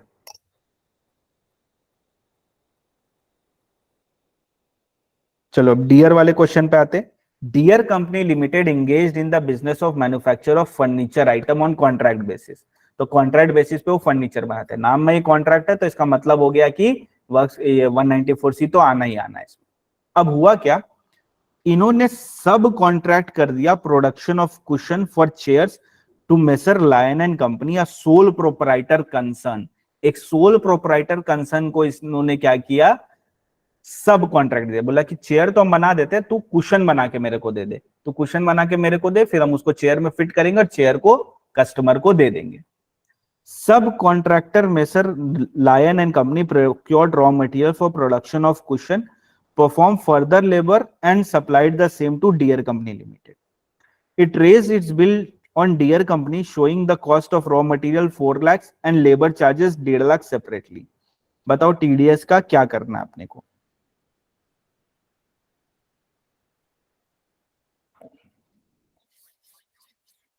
शाबाश, कीवर्ड पकड़ने लगे हो तुम लोग. कीवर्ड क्या है? सिंस रॉ मटेरियल वो बाहर से लेके आया है, नाम भले ही सब कॉन्ट्रैक्टिंग है, नाम भले ही सब कॉन्ट्रैक्टिंग है, बट रॉ मटेरियल कहां से आया? बाहर से. इसने सिर्फ बनाया, बेचा, तो it is normal sale purchase transaction. इसमें तो अपना वर्क कॉन्ट्रैक्ट इंक्लूडेड ही नहीं है. It is normal sale and purchase transaction. Easy हो गया. एक चीज बस अपने को समझना है कि मटेरियल देखना है सेल परचेज वाले में. मटेरियल कहां से आ रहा है? अगर बाहर से आ रहा है तो नॉर्मल सेल परचेज. अगर खुद ही मतलब जो है वो ही दे रहा है, अगर यहाँ पे डियर कंपनी मटेरियल सप्लाई करता, तब फिर वो वर्क्स कॉन्ट्रैक्ट हो जाता, उस पर 194C लग जाता.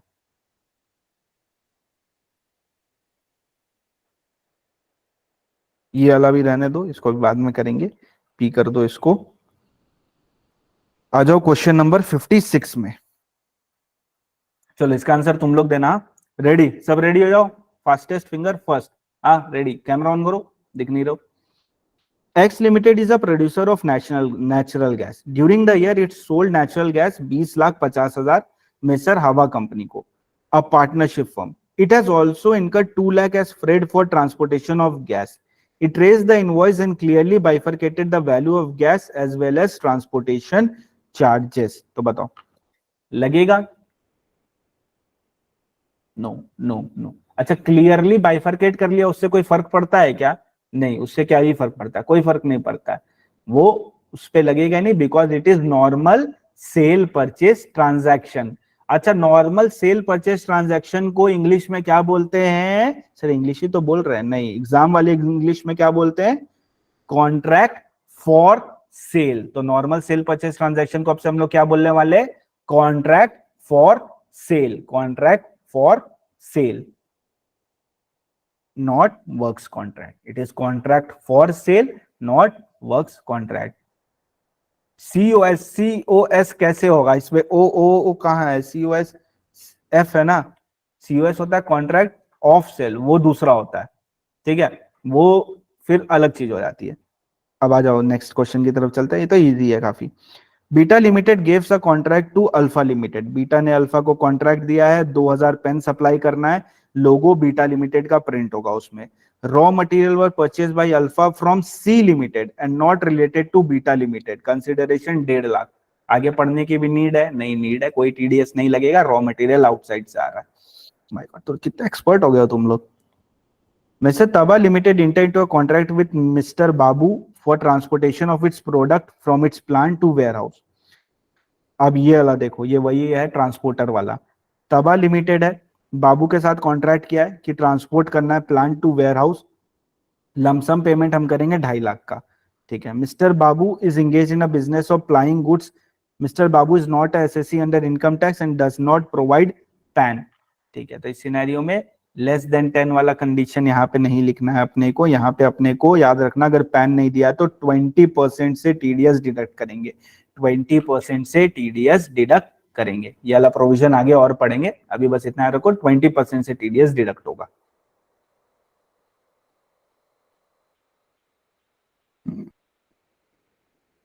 चलो 59 बता दो. तो 59 बताओ. ये थोड़ा ट्रिकी है. Ranu limited engaged in manufacturing of paper. वो 4 लाख रुपया देता अपना हेड लेबर यूनियन को to distribute various workman as, तो उसको डिस्ट्रीब्यूट करना वर्क्समैन में as per the work done by them. AO wants the assessee to deduct such payment under 194C. हुआ क्या? एक रामू लिमिटेड है, वो पेपर की कंपनी है, वो 4 लाख रुपए अपने हेड लेबर को देता है. बोलता है ये बांट दो सारों में, जितने भी अपने वर्क किया उस सब में बांट दो. तो इस सिनेरियो में क्या होगा बताओ? तो इस सिनेरियो में 2 आंसर जाएगा. सबसे पहले तो अगर हेड लेबर कॉन्ट्रैक्टर है तो उस सिनेरियो में माना जाएगा कि 4 लाख रुपए जो एज अ कॉन्ट्रैक्चुअल हमने दिया है उसको, और वो डिस्ट्रीब्यूट कर रहा है अपने नीचे वाले कर्मचारियों में, तो इस पे 194C लग जाएगा. बट अगर ऐसा नहीं है तो फिर 194C नहीं लगेगा. सिंपल. तो 2 आंसर लिखना है. अगर वो कॉन्ट्रैक्टर है देन 194C इज एप्लीकेबल. अगर वो कॉन्ट्रैक्टर नहीं है then 194C is not applicable. देखो हुआ क्या, रामू लिमिटेड ने 4 लाख रुपए दिए अपने हेड लेबर यूनियन को उसने रुपया दिया, head labour of the union, and उसने क्या किया, उसने डिस्ट्रीब्यूट कर दिया वो 4 लाख रुपए अपने नीचे जितने लोग थे लेबर उनको। तो इस सिनेरियो में देखो बोला जाता है कि जो 4 लाख रुपए लेबर को अपने दिए यूनियन को, वो क्यों दिए, दैट इज कॉन्ट्रैक्ट। अगर वो कॉन्ट्रैक्चुअल है तो उस सिनेरियो में उस पर टीडीएस कटेगा, अगर वो कॉन्ट्रैक्चुअल नहीं है तो उस पर टीडीएस नहीं कटेगा। अब कॉन्ट्रैक्चुअल कैसे हो सकता है, मान लो कि लेबर यूनियन बोलता है कि अगर तुम मेरे को इतना रुपया दोगे तो ही ये लेबर काम करेंगे, एक्स्ट्रा इतना रुपया दोगे तो ही ये लेबर काम करेंगे, तो वो कॉन्ट्रैक्चुअल हो गया, तो उस सिनेरियो में उस पर टीडीएस कटेगा। ठीक है, तो इस चीज का ध्यान रखिएगा, बाकी इसको एक बार रीड करोगे तो समझ जाओगे, इजी है।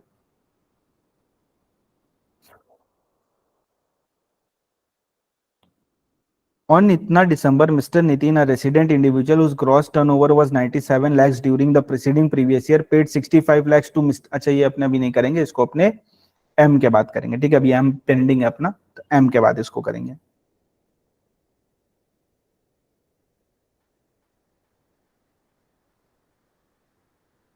ये वाला होमवर्क है 57, इसको रीड करना।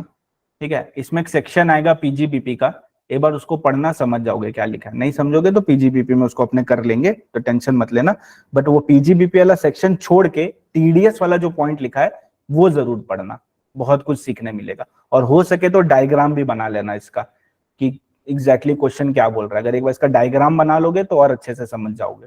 ठीक है,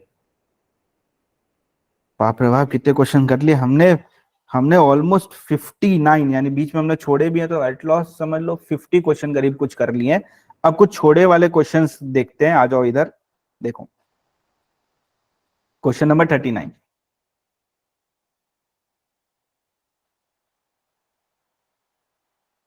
अब एक चीज पहले यहां देख लो, इवेंट मैनेजमेंट, यानी अगर कोई भी इवेंट हो रहा है और उसको मैनेज कर रहे हैं, अगर that is related to sports तो 194J लगेगा। अदर देन स्पोर्ट्स यानी मैरिज, डिबेट, कंपटीशन ये सब हुआ तो 194C लगेगा। पेज नंबर 13 में लिखा हुआ है।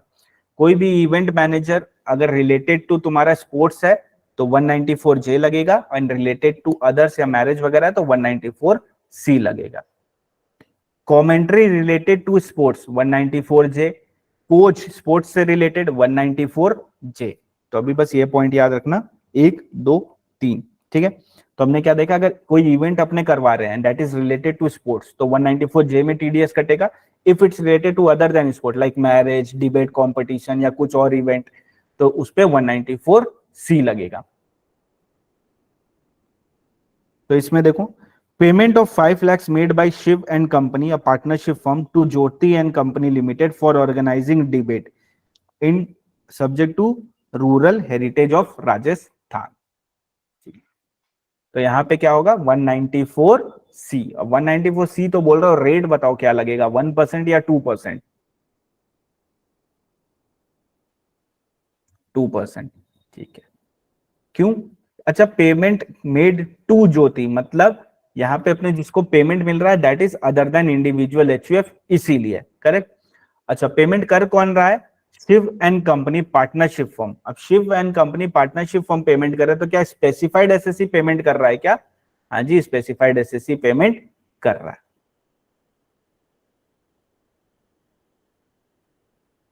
ये भी सेम है, ऑर्गेनाइजिंग डिबेट कंपटीशन, ये भी 194C में चला जाएगा, बिकॉज अदर देन स्पोर्ट्स वाले जो होते हैं वो सारे 194C में जाते हैं, स्पोर्ट्स वाले 194J में चले जाते हैं।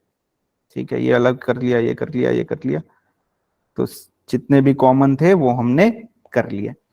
ठीक, एक बार क्विक रिवीजन करते हैं, बट उसके पहले एक बार इसको कंप्लीट कर लेते हैं, इसमें लिख लेते हैं अपने। हमने क्या देखा, हमने देखा 194C। 194C किसके लिए था, स्पेसिफाइड एसएससी के लिए था।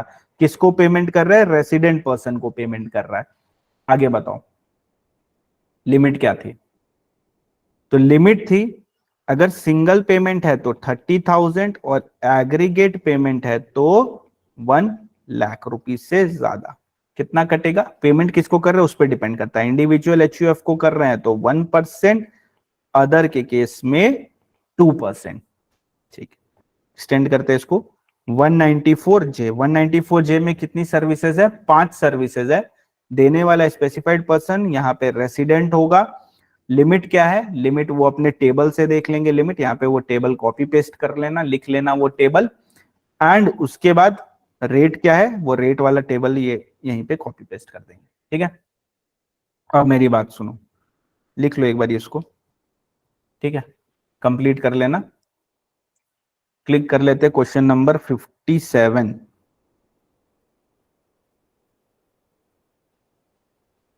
दिखेगा, दिखेगा तो नहीं, चलो क्वेश्चन कॉपी कर लो पहले, क्वेश्चन का स्क्रीनशॉट ले लो, ले लिया?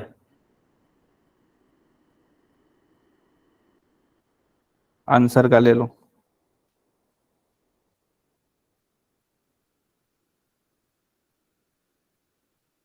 अब देखो, अब एक कॉन्सेप्ट पेंडिंग है अपना ये वाला पार्ट पेमेंट वाला। तो पार्ट पेमेंट के लिए मैं तुमको एक सिंपल सी चीज बताता हूँ। ठीक है, मान लो मिस्टर ए है, वो मिस्टर बी के पास गए और हमारा कोई भी नॉर्मल बात टॉक हुआ बस कि हम तुमको 10,000 रुपए देंगे। ठीक है, तुम आओ मेरा काम कर लो, 10,000 रुपए लेके जाओ। 10,000 रुपए लेके, अब वो जो काम करके गया ना वो काम फिर से खराब करके गए। ठीक है, तो अब नेक्स्ट टाइम फिर उनके पास गया, हम उनको बोले तुम काम ठीक से नहीं किए हो, वापस से करो, तो वो वापस से किए, तो 5,000 रुपए उन्होंने हमसे और ले लिया। नेक्स्ट टाइम क्या हुआ, इन्होंने काम बहुत अच्छा कर दिया, तब नेक्स्ट टाइम हम गए इनसे दूसरा काम करवाने, और जब हम दूसरा काम करवाने इनसे गए तो हमने बोला कि एक काम करिए, आप मेरे से 25,000 रुपीज ले लीजिए और मेरे को ये वाला काम कर दीजिए। ठीक है, अब अगर अपने इसको टोटल करेंगे तो ये 30,000 के ऊपर चला जाएगा, चला जाएगा, बट याद रखना टीडीएस नहीं कटेगा। अपने 194C देख रहे हैं 30,000 और 1 लाख वाला, तो टीडीएस नहीं कटेगा इसमें। क्यों नहीं कटेगा? बिकॉज इंडिविजुअल पेमेंट्स जो है वो 30,000 से कम है। अब अगर इसी एग्जांपल को हम थोड़ा सा चेंज करें, क्या होता है, मिस्टर ए जाते हैं मिस्टर बी के पास और मिस्टर बी से बोलते हैं कि तुम मेरा ये काम कर दो, और मिस्टर बी बोलते हैं दैट आई विल टेक 1,10,000। अब जो अपने पेमेंट कर रहे हैं ना, अब अपने जो उसको पेमेंट कर रहे हैं वो पेमेंट कर रहे हैं, मान लो 20,000 पहले किया, फिर 30,000 किया, एंड सो ऑन, अब टीडीएस कटेगा। ठीक है, तो जब भी पार्ट पेमेंट, मतलब अपने को डे वाइज, मतलब कॉन्ट्रैक्चुअल वैल्यू देखना है, एक्चुअली कॉन्ट्रैक्चुअल वैल्यू कितना है। अगर कॉन्ट्रैक्चुअल वैल्यू सिंगल कॉन्ट्रैक्ट का 30,000 के ऊपर है, टीडीएस कटेगा। कॉन्ट्रैक्चुअल वैल्यू मल्टीपल पेमेंट्स का 1 लाख के ऊपर है तो टीडीएस कटेगा। तो इस चीज की क्लैरिटी रखना। समझे क्या बोल रहा हूं? कोई डाउट, कोई कंफ्यूजन?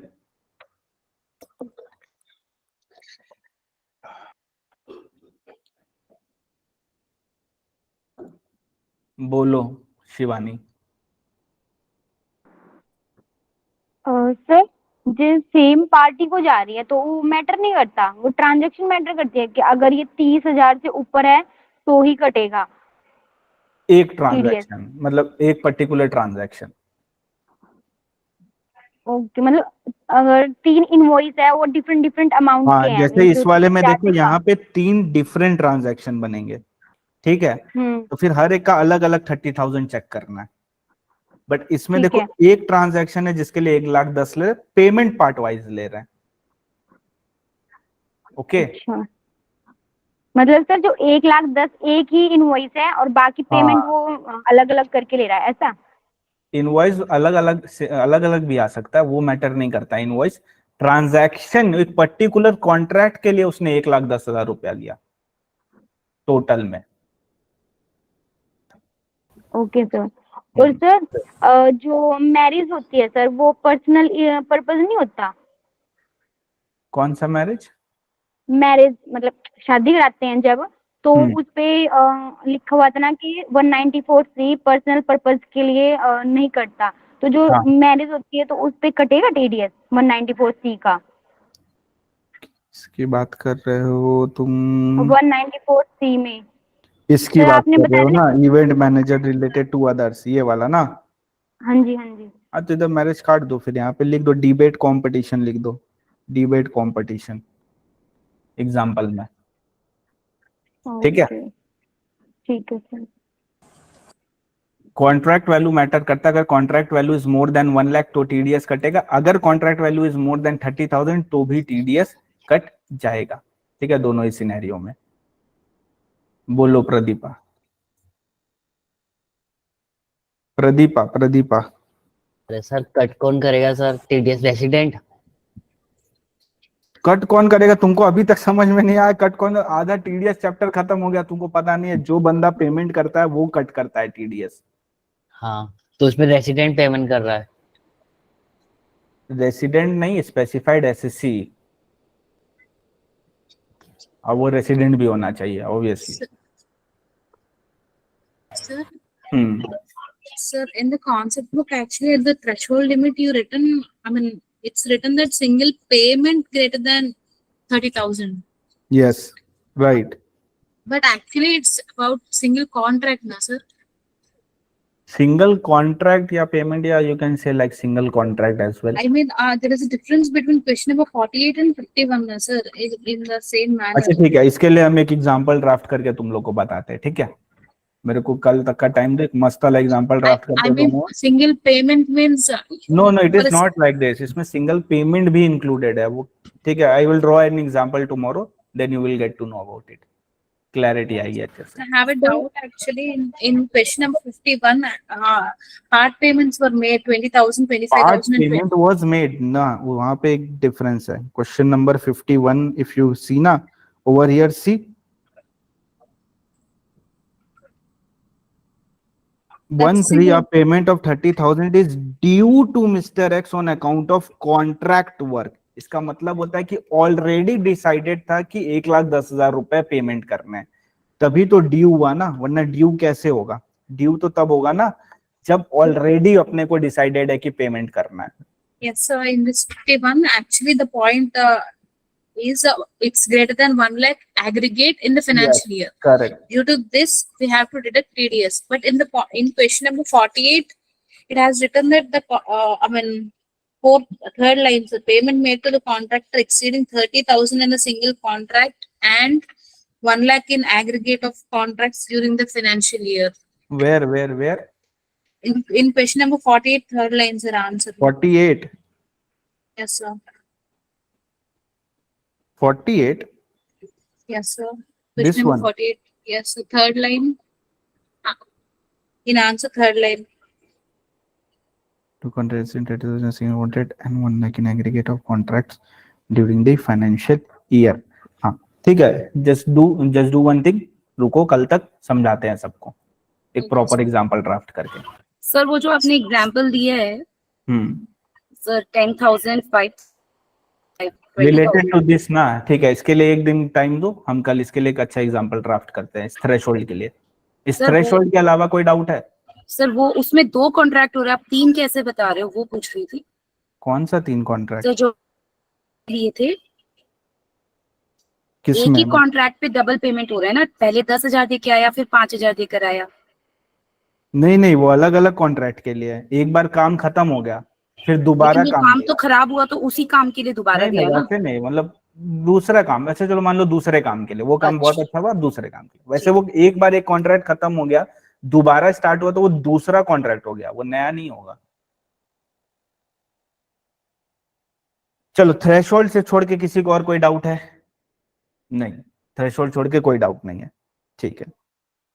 समझा दूंगा, टेंशन मत।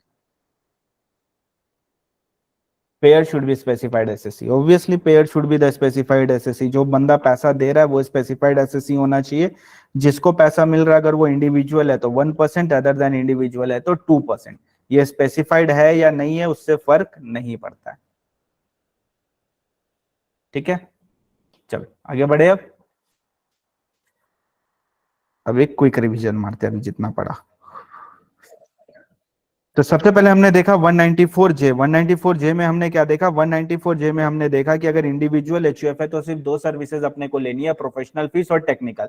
प्रोफेशनल में भी पर्सनल एक्सक्लूड करना है। 30,000 के ऊपर 10%, टेक्निकल के लिए 30,000 के ऊपर 2%।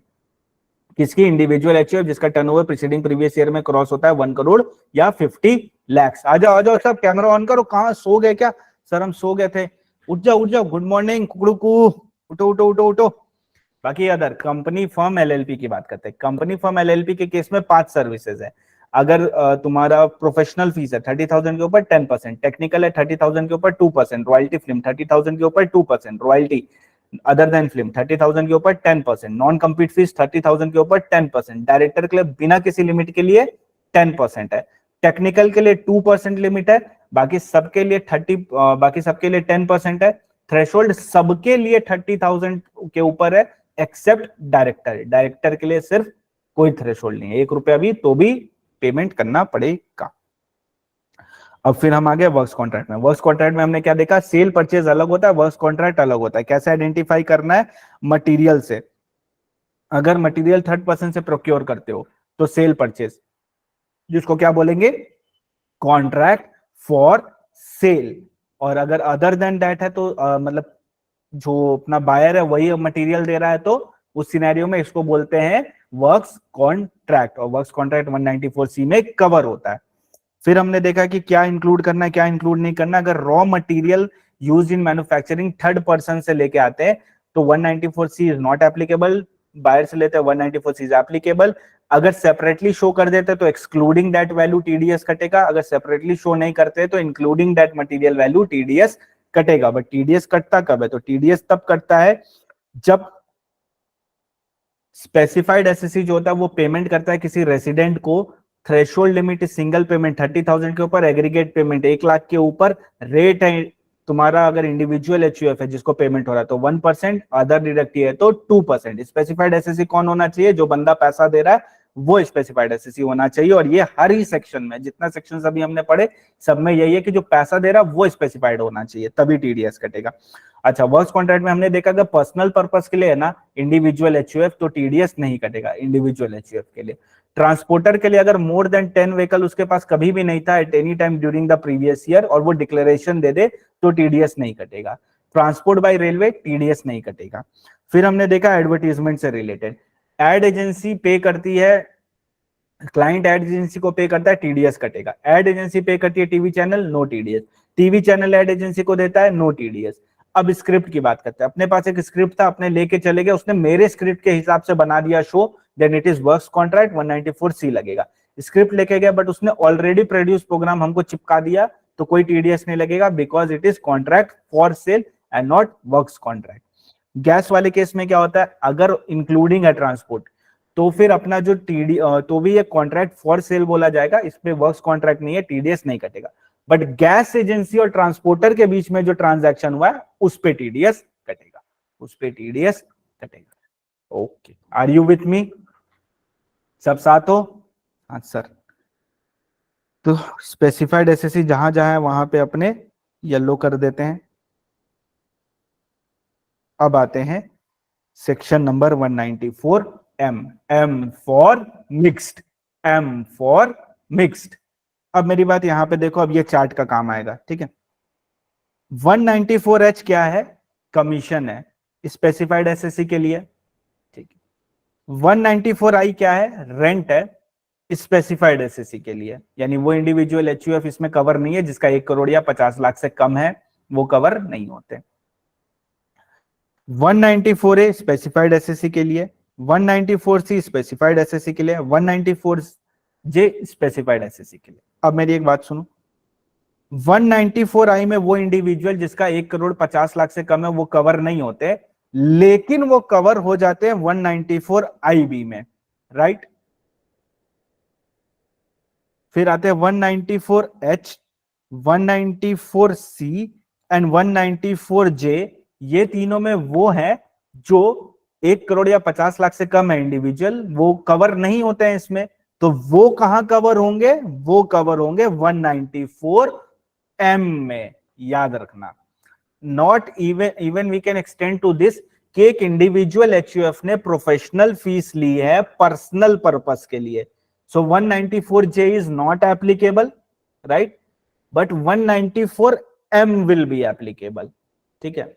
एक पर्सनल पर्पस के लिए कॉन्ट्रैक्ट लिया है इंडिविजुअल एचयूएफ ने, 194C is not applicable, but 194M will be applicable। तो 194M कहां कहां लगता है, ध्यान से सुनो।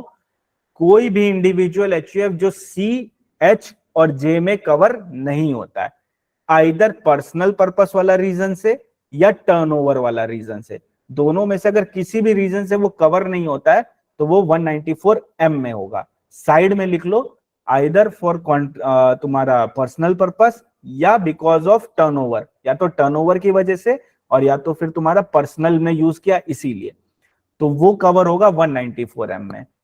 तो क्या इंडिविजुअल एचयूएफ का क्वेश्चन आया तो अपने दिमाग में चाहे सी का हो, चाहे एच का हो, चाहे जे का हो, अपने दिमाग में एम भी होना चाहिए। मतलब एम को साथ लेके चलना है हर जगह, ठीक है, एम को छोड़ना नहीं है। एम मतलब मयंक सर, मेरे को साथ लेके चलना है, ठीक है। तो 194M। अब यहाँ पे लिमिट क्या दी हुई है, अब मान लो एक पर्सन है, उसने प्रोफेशनल फीस ली, ठीक है, प्रोफेशनल सर्विस ली, प्रोफेशनल सर्विस उसने ली है और वो सर्विस उसने पर्सनल पर्पस के लिए ली, तो 194J लगेगा क्या? नहीं लगेगा। बट उसने वो प्रोफेशनल फीस पे की है 50 लाख रुपए से ज्यादा। तो सोचो कोई एक बंदा है, पर्सनल के ले रहा है, प्रोफेशनल ले रहा है और 50 लाख के ऊपर ले रहा है। फॉर एग्जाम्पल वो आर्किटेक्ट की सर्विस ले रहा है और 50 लाख के ऊपर का काम करवा रहा है, तो क्या उसके पास पैसा होगा कि नहीं होगा? ऑब्वियसली उसके पास पैसे होंगे तभी करवा रहा है ना। तो गवर्नमेंट उसको ट्रैक करना चाहती है। तो 50 लाख के ऊपर अगर प्रोफेशनल फीस पे किया एक इंडिविजुअल एचयूएफ ने अपना घर बनाने के लिए, तो 194M में टीडीएस डिडक्ट होगा 5% से, 194M में टीडीएस डिडक्ट होगा 5% से, ठीक है। सिमिलरली अगर एक पर्सन है वो कंस्ट्रक्ट करवाता है अपना घर और 50 लाख के ऊपर पेमेंट करता है पर एनम, तो 50 लाख के ऊपर तुम घर बनवा रहे हो तो भाई तुम्हारे पास पैसे होंगे, तो गवर्नमेंट को ट्रेस होना चाहिए। तो गवर्नमेंट बोलती है उस सिनेरियो में वर्क्स कॉन्ट्रैक्ट के केस में 5% टीडीएस कटेगा उस इंडिविजुअल एचयूएफ का। पर्पस ये है इस सेक्शन को लाने का, ठीक है। तो 194M को लाने का पर्पस क्या था? ये वाला पर्पस है उसका। क्लैरिटी क्लियर है सबको? ठीक। तो अगर किसी भी सेक्शन में 194C, 194H, 194J है और इंडिविजुअल एचयूएफ है, तो 194M को अपने को माइंड में रखना पड़ेगा। यानी अगर 50 लाख के ऊपर केस जाएगा तो 5% से टीडीएस डिडक्ट करना पड़ेगा। तो बेटर यही रहेगा कि हर उसमें जाके लिख देना 194M, सी के पास भी लिख देना, जे के पास भी लिख देना, एच के पास भी लिख देना कि क्रॉस रेफर ऐसे करके, ठीक है, तो इजी पड़ेगा।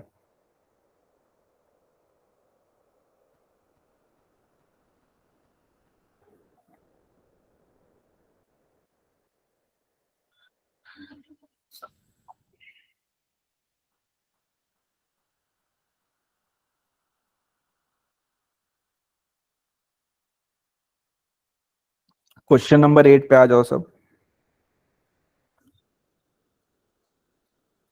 Question number 8, page number 4। Mr. Ganesh, an individual carrying on retail business with a turnover of 2.5 crore, ठीक है, 2.5 करोड़ का टर्नओवर है उनके लिए। प्रीवियस ईयर 21-22 यानी प्रीसीडिंग प्रीवियस ईयर में 1 करोड़ से ज्यादा का टर्नओवर है। अगर 1 करोड़ से ज्यादा का टर्नओवर है तो इस सिनेरियो में ये क्या बन जाएंगे? Specified SSC. ये क्या बन गया? Specified SSC. इन्होंने कॉन्ट्रैक्ट का पेमेंट किया है रेसिडेंशियल हाउस के लिए 5 लाख के ऊपर, रेसिडेंशियल हाउस के ऊपर 5 लाख के ऊपर। तो बताओ, तो सिंस पर्सनल पर्पस है तो कॉन्ट्रैक्ट पेमेंट यानी 194C will not be applicable. अब मेरे दिमाग में क्या खुलना चाहिए? एम। एम हमने जैसे खोला तो एम में क्या लिखा हुआ था? लिमिट 50 लाख रुपए की, 1 करोड़ का आधा 50 लाख रुपए। यहाँ पे कितना लिमिट है और यहाँ पे कितना अमाउंट है? 5 लाख। तो क्या यहाँ पे एम लगेगा? तो नहीं। तो यहाँ पे सी भी नहीं लगेगा, यहाँ पे एम भी नहीं लगेगा। ओके,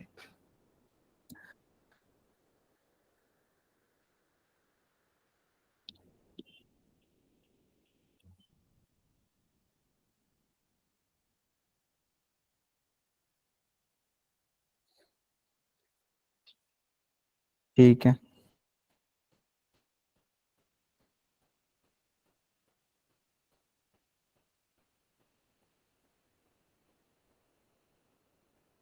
ठीक है, आगे बढ़ते हैं, उसके बाद देखते हैं। ठीक है, तो एम में हमने क्या देखा? मिक्स सेक्शन है, सी, एच और जे। देखो अभी तक आई में स्पेसिफाइड था तो उसका आई बी में निकल गया, सी एच जे में स्पेसिफाइड था तो एम में निकल गया। एक स्पेसिफाइड है 194A में, उसका कोई तोड़ नहीं है, वो सिर्फ एक ही है, ठीक है, तो वो एक एक्सेप्शन है, वो याद रखना। नेक्स्ट 194 है ना, आ जाओ सब, बहुत इंपॉर्टेंट सेक्शन है, एक एमसीक्यू इससे बनेगा ही बनेगा। आओ आओ, उठो उठो उठो, पानी पियो, पानी पियो, थोड़ा सा पानी पियो। सर हम थक गए, पानी पिला रहा हूं ना, पानी पियो।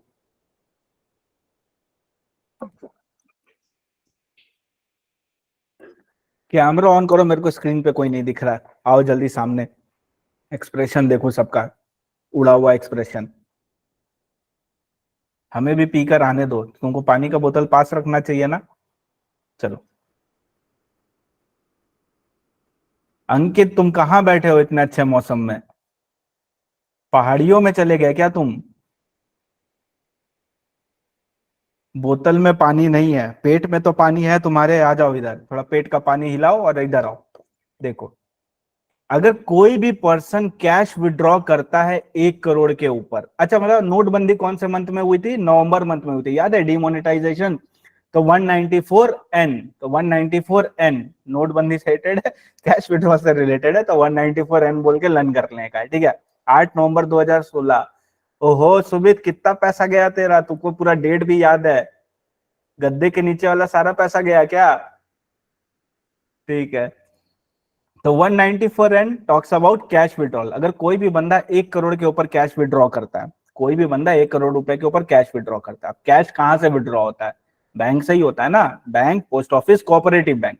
कोई भी पर्सन अगर bank, post office, cooperative bank से 1 करोड़ के ऊपर कैश विड्रॉ करता है और वो अगर अच्छा बंदा है तो 2% से टीडीएस कटेगा। अनदर सेक्शन जिसमें एक्सीडिंग 1 करोड़ पे कटेगा, यानी अगर 1 करोड़ 10 लाख विड्रॉ किया तो 10 लाख का 2%, जितना एक्सीडिंग अमाउंट है बस उस पे कटेगा।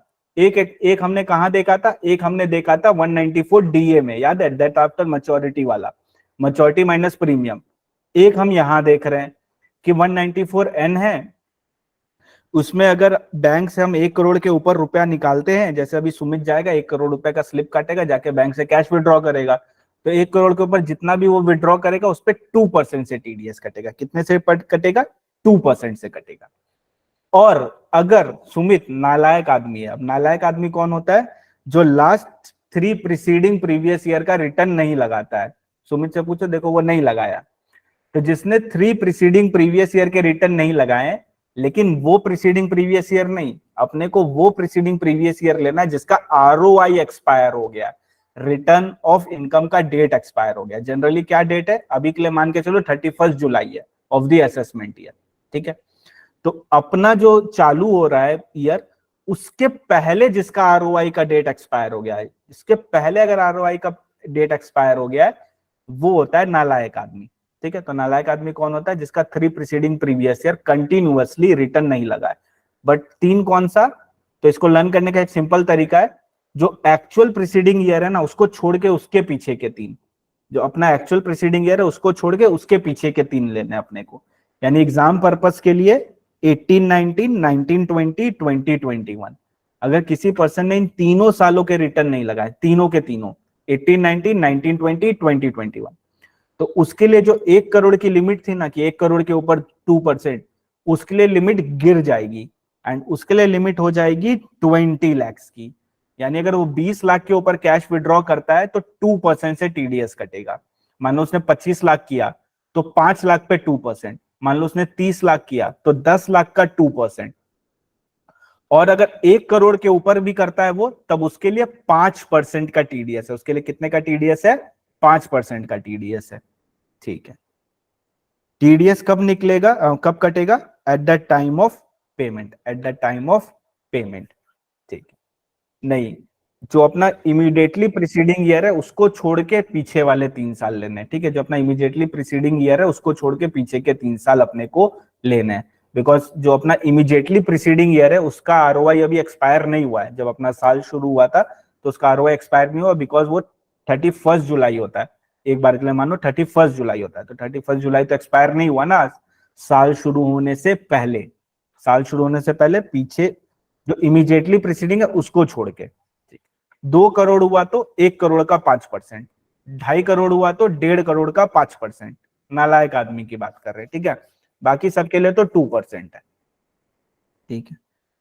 अब मान लो क्या कब डिडक्ट, मतलब ऐसा होगा क्या? मान लो हम एटीएम का कार्ड डालते हैं, एटीएम का कार्ड जैसे हमने डाला, हमने उसमें मारा 1 करोड़ 10 लाख रुपए, तो क्या अपना टीडीएस कट के रुपया निकलेगा क्या? तो यस, 10 लाख का 2% टीडीएस कट के रुपया निकलेगा। वैसे एटीएम से 1 करोड़ रुपया नहीं निकलता है, ठीक है। एग्जाम्पल दे रहा हूं। अब अपना क्या लिखा हुआ है? प्रीसीडिंग प्रीवियस ईयर 21-22 क्यों नहीं लेते हैं? टाइमलाइन बनाना पड़ेगा फिर। देखो इसमें बोला है ना कि जो अपना फाइनेंशियल ईयर चालू हो रहा है ना, अपना जो फाइनेंशियल ईयर 22-23, उसके पहले जिसका भी ROI एक्सपायर हो गया है वो 3 साल लेना है, ठीक है। अब फाइनेंशियल ईयर 21-22 जो होता है उसका ROI तो यहां फॉल करेगा ना, 31 जुलाई को फॉल करेगा 23 में अपने को, करेक्ट, 31 जुलाई में अपने को फॉल करेगा। अब इसका तो एक्सपायर नहीं हुआ ना ये फाइनेंशियल ईयर स्टार्ट होने से पहले, इसीलिए 21-22 को नहीं लेना है, सिर्फ वही लेना है जिसका ROI एक्सपायर हो गया। यानी इन शॉर्ट बोलूं तो लर्न करने का सिंपल तरीका है, जो भी अपना प्रीसीडिंग प्रीवियस ईयर है उसको छोड़ के पीछे के 3 साल, उसको छोड़ के पीछे के 3 साल में अगर नहीं रिटर्न लगाया है तो नालायक आदमी हो जाएगा। उसके लिए लिमिट 20 लाख की हो जाएगी, 20 लाख के ऊपर 2%, 1 करोड़ के ऊपर 5%, एंड जनरली बाकी सारे लोगों के लिए 2% 1 करोड़ के ऊपर। यहाँ पे ऊपर जितना अमाउंट एक्सीडिंग है उस पे TDS कटेगा, याद रखना, जितना अमाउंट एक्सीडिंग है उस पे TDS कटेगा। अब किस पे एप्लीकेबल नहीं है? गवर्नमेंट अगर कैश निकालती है तो उस पे एप्लीकेबल नहीं है, 10-20 करोड़ जितना निकालना निकालो, TDS नहीं कटेगा। अच्छा, एक बैंक दूसरे बैंक से ट्रांजैक्शन करती है, कैश का लेवा देवी करती है, अब वो लोग तो ह्यूज अमाउंट पे करते हैं, 20 करोड़ 50 करोड़ 100 करोड़, तो उस पे TDS नहीं लगा सकते हैं। तो बैंक अगर पैसा विड्रॉ कर रहा है तो TDS नहीं कटेगा। सिमिलरली कोऑपरेटिव बैंक कर रहा है तो नहीं कटेगा, ऑफिस पोस्ट ऑफिस कर रहा है नहीं कटेगा, व्हाइट लेबल ATM कर रहा है नहीं कटेगा, RBI notified money changer, money changer का तो काम ही है कैश में लेना देना करना, और TDS काटते फिरेगा तो काम कैसे करेगा, तो उसके लिए एप्लीकेबल नहीं है। ये लिस्ट बहुत ज्यादा लंबी है बट अपने को नहीं लर्न करना उतना, अपने लिए बस इतना ही सफिशिएंट है, ठीक है। व्हाइट लेबल ATM कौन सा ATM होता है? व्हाइट लेबल ATM होता है जो लोग ATM को मेंटेन करते हैं उनको व्हाइट लेबल ATM बोलते हैं, ठीक है। तो government bank, cooperative bank, post office, white label ATM, RBI notified money changer, इन लोग से पैसा विड्रॉ हो रहा है, नहीं, अगर ये लोग पैसा विड्रॉ कर रहे हैं, ठीक है, तो TDS नहीं है। बैंक से हम पैसा विड्रॉ करेंगे तो अपने को TDS लगेगा, बट अगर विड्रॉ जो कर रहा है वो ये पर्सन है तो TDS नहीं कटेगा।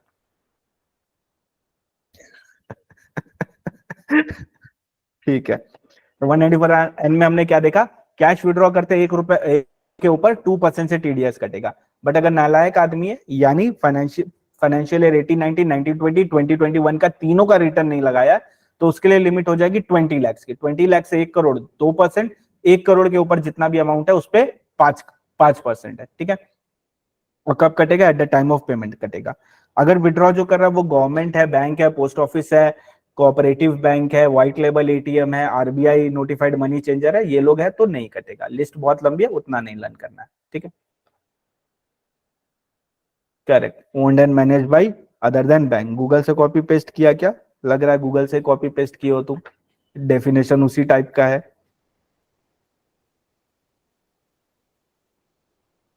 चलो आ जाओ। For example, if a person withdraw 99 lakhs in aggregate in financial year and next time an amount of 1.5 lakh is withdrawn, तो बताओ TDS कितने पे कटेगा? अभी तक उसने 99 lakhs किया था, अब 1.5 लाख कर रहा है, तो कितना पे TDS कटेगा? And is a normal person, मतलब नालायक आदमी नहीं है, तो 50,000 का 2%, 50,000 का 2%, ठीक है, सिंपल। अब आ जाओ इसमें, मान लो एक्सिस बैंक में मेरा अकाउंट है, SBI में है, ICICI बैंक में मेरा अकाउंट है, मेरा तीनों में अकाउंट है। पैसे देख रहे हो कितने मेरे पास? 60 लाख इसमें, 50 लाख इसमें, 10 लाख मेरे पास इसमें, टोटल हो गया मेरा कितना? 60 + 50 + 10, 1.2 करोड़। एक 1.2 करोड़ का होता है मेरे पास तो हम इधर बैठ के थोड़ी पढ़ा रहे होते हैं, सेंटर में पढ़ाते हैं। आज तो 60 लाख, 50 लाख, 10 लाख, 1.2 करोड़ रुपए है मेरे पास, तो बताओ TDS कटेगा ना 20 लाख पे? तो याद रखना कोई TDS नहीं कटेगा, नो TDS, बिकॉज अपने को लिमिट बैंक वाइज देखनी है, बैंक वाइज। एक बैंक से अगर 1 करोड़ के ऊपर निकाला तो TDS कटेगा, मल्टीपल बैंक से रुपया विड्रॉ किया तो TDS नहीं कटेगा। फ्यूचर CA कुछ लूप होल दिख रहा है, क्लाइंट को क्या सजेस्ट करना है कि मल्टीपल अकाउंट में रुपया रखने का और वहां से विड्रॉ करने का, एक अकाउंट से विड्रॉ नहीं करने का। अलग अलग से करेंगे तो TDS नहीं कटेगा, एक से करेंगे तो टीडीएस कट जाएगा। ठीक है, तो एक्सिस बैंक, आईसीआईसीआई बैंक और एसबीआई बैंक, तो सबका अलग अलग देखना है अपने को। ठीक है,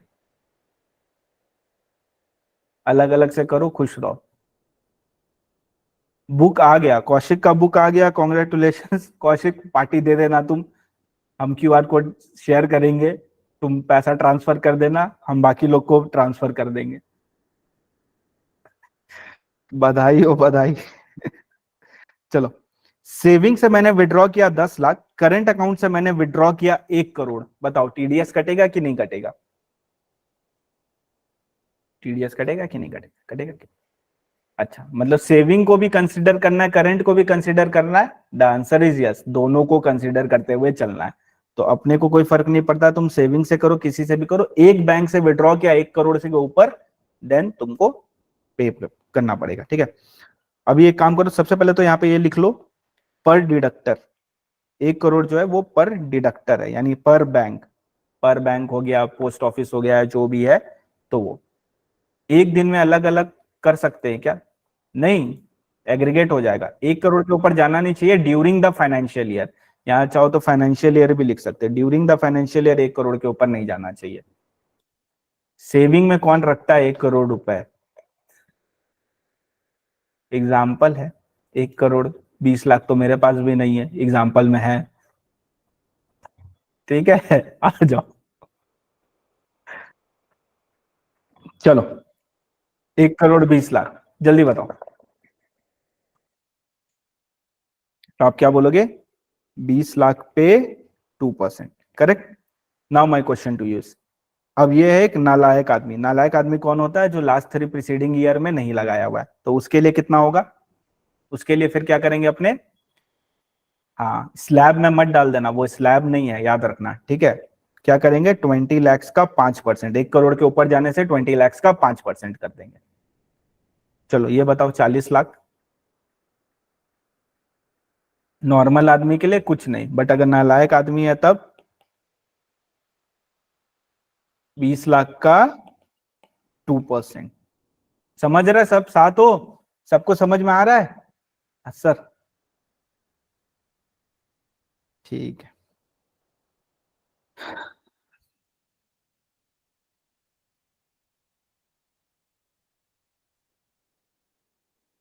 देखो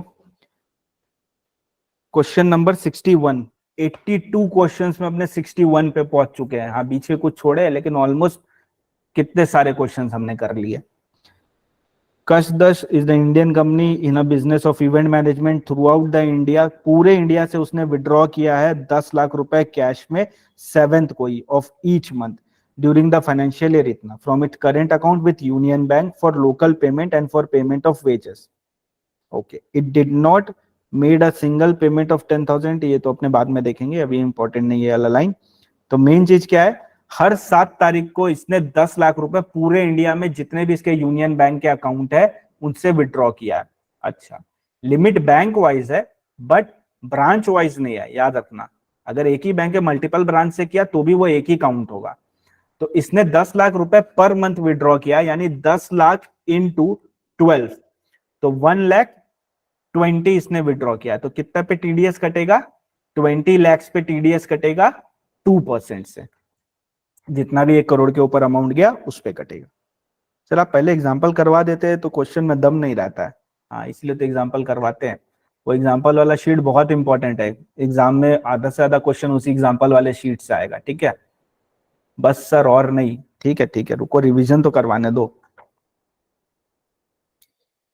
एक छोटू सा और कर ले क्या? नहीं नहीं नहीं सर, प्लीज रहने दीजिए सर, छोटू सा सेक्शन है। अच्छा चलो 194P कर ले क्या? अच्छा ठीक है ठीक है, चलो और रिवीजन कर लेते हैं पहले। तो 194N में हमने क्या देखा? कैश विड्रॉ क्या 1 करोड़ के ऊपर किससे कर रहे हैं? बैंक से कर रहे हैं, पोस्ट ऑफिस से कर रहे हैं, कोऑपरेटिव बैंक से कर रहे हैं, तो भैया 2% से टीडीएस कटेगा 1 करोड़ के ऊपर जितना अमाउंट है। ठीक है, एक तरह से कह सकते हैं this is the first section जिसमें ऊपर वाले अमाउंट पे टीडीएस कट रहा है, बिकॉज डीए में तो एनुअल प्रीमियम माइनस करते थे, यहाँ पे तो ऊपर जितना एक्स्ट्रा विड्रॉ करेंगे उस पे कटता है। ठीक है, फिर है अपने पास अगर वो नालायक आदमी है यानी 18, 19, 19, 20, 20, 21 तीनों साल का रिटर्न नहीं लगा, याद रखना तीनों का नहीं लगाना है, ठीक है। अगर एक का भी लगा दिया ना तो फिर वो नालायक नहीं होगा, फिर वो गुड मैन बन जाएगा, वो अच्छा आदमी बन जाएगा, ठीक है। तो नालायक आदमी कौन होता है? 18, 19, 19, 20, 20, 21 का रिटर्न नहीं लगाता है, उसके लिए लिमिट 1 करोड़ से घट के 20 लाख हो जाती है। तो 20 लाख से 1 करोड़ के लिए 2%, 1 करोड़ के ऊपर 5%। कब कटेगा? जब पेमेंट होगा तब कटेगा, ऑब्वियस सी बात है। जो विड्रॉ कर रहा है वो गवर्नमेंट है, बैंक है, कोऑपरेटिव बैंक है, पोस्ट ऑफिस है, व्हाइट लेबल एटीएम है या आरबीआई नोटिफाइड मनी चेंजर है, तो उस सिनेरियो में उस वो जो विड्रॉ कर रहा है तब एप्लीकेबल नहीं होगा, तब अपना एप्लीकेबल नहीं होगा, ठीक है, समझ गया। हाँ, एम और एन को अपडेट कर देते हैं, टेबल पे आ जाओ।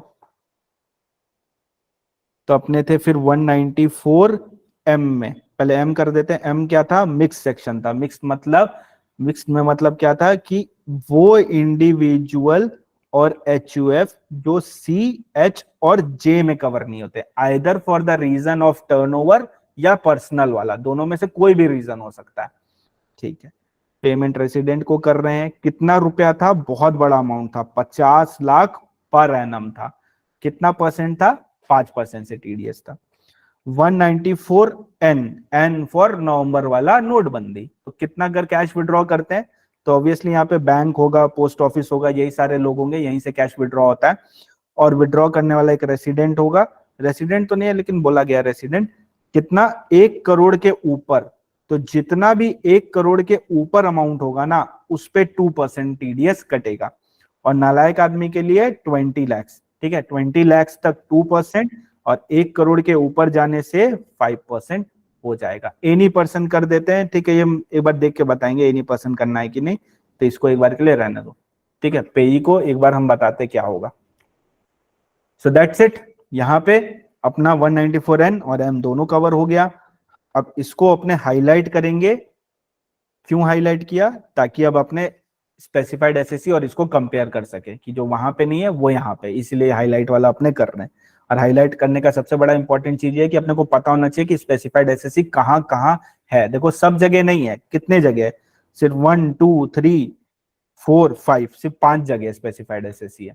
और ऐसे पढ़ोगे तो लगेगा कितना जगह स्पेसिफाइड एसएससी पढ़ लिया हमने, नहीं, सिर्फ 5 ही जगह पढ़े हमने, ठीक है। थक गए क्या तुम लोग? एक सेक्शन और करोगे क्या? एक छोटू सा सेक्शन और करते हैं क्या? 194P।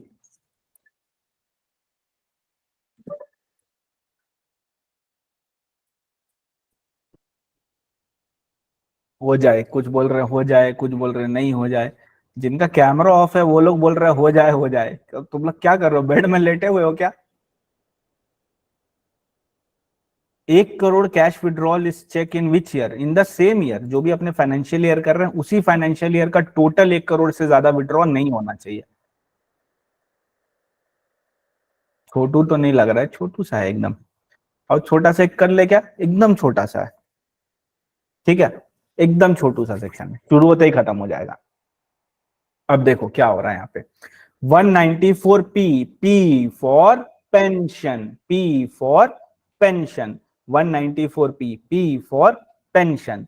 तो सिंपल सी बात बोलता है, अगर एक स्पेसिफाइड सीनियर सिटीजन है, who is a specified senior citizen, अभी तक हम लोग क्या पढ़ रहे थे? 60 ईयर्स, 60 ईयर्स के ऊपर सीनियर बोल रहे थे ना। बट अब याद रखना इस वाले सेक्शन के लिए 75 ईयर और मोर वाले पर्सन, जिनका ईयर 75 ईयर और मोर है, वो पर्सन, उनको स्पेसिफाइड सीनियर सिटीजन बोलते हैं। उनकी सिर्फ 2 ही इनकम है, एक पेंशन और एक इंटरेस्ट इनकम, एक पेंशन और एक इंटरेस्ट इनकम। और वो सिर्फ एक ही बैंक अकाउंट में आ रहा है, सेम स्पेसिफाइड बैंक में आ रहा है, ठीक है। पेंशन इनकम है, इंटरेस्ट इनकम है, एक ही बैंक में आता है। तो उनको बोलते हैं कि आप एक काम करो, आप एक डिक्लेरेशन फर्निश कर दो 12BBA में, तो सीनियर सिटीजन को रिटर्न लगाने की कोई जरूरत नहीं है। टीडीएस कैसे जमा होगा? टीडीएस बैंक खुद ही काट के जमा कर देगा, रिटर्न भी बैंक लगा देगा, सब कुछ बैंक खुद से कर देगा, ठीक है। एंड वही सेम है, कैसे रिटर्न लगेगा? वही सैलरी वाला हिसाब है, पूरा कैलकुलेशन होगा, फिर डिवाइड बाय 12 मार देंगे, पर मंथ का टीडीएस निकल के आ जाएगा एंड वो जमा कर देंगे। 6A का डिडक्शन देंगे क्या? बिल्कुल देंगे, बस प्रूफ बैंक को चाहिए, वही सेम जो अपने 192 में पढ़े थे।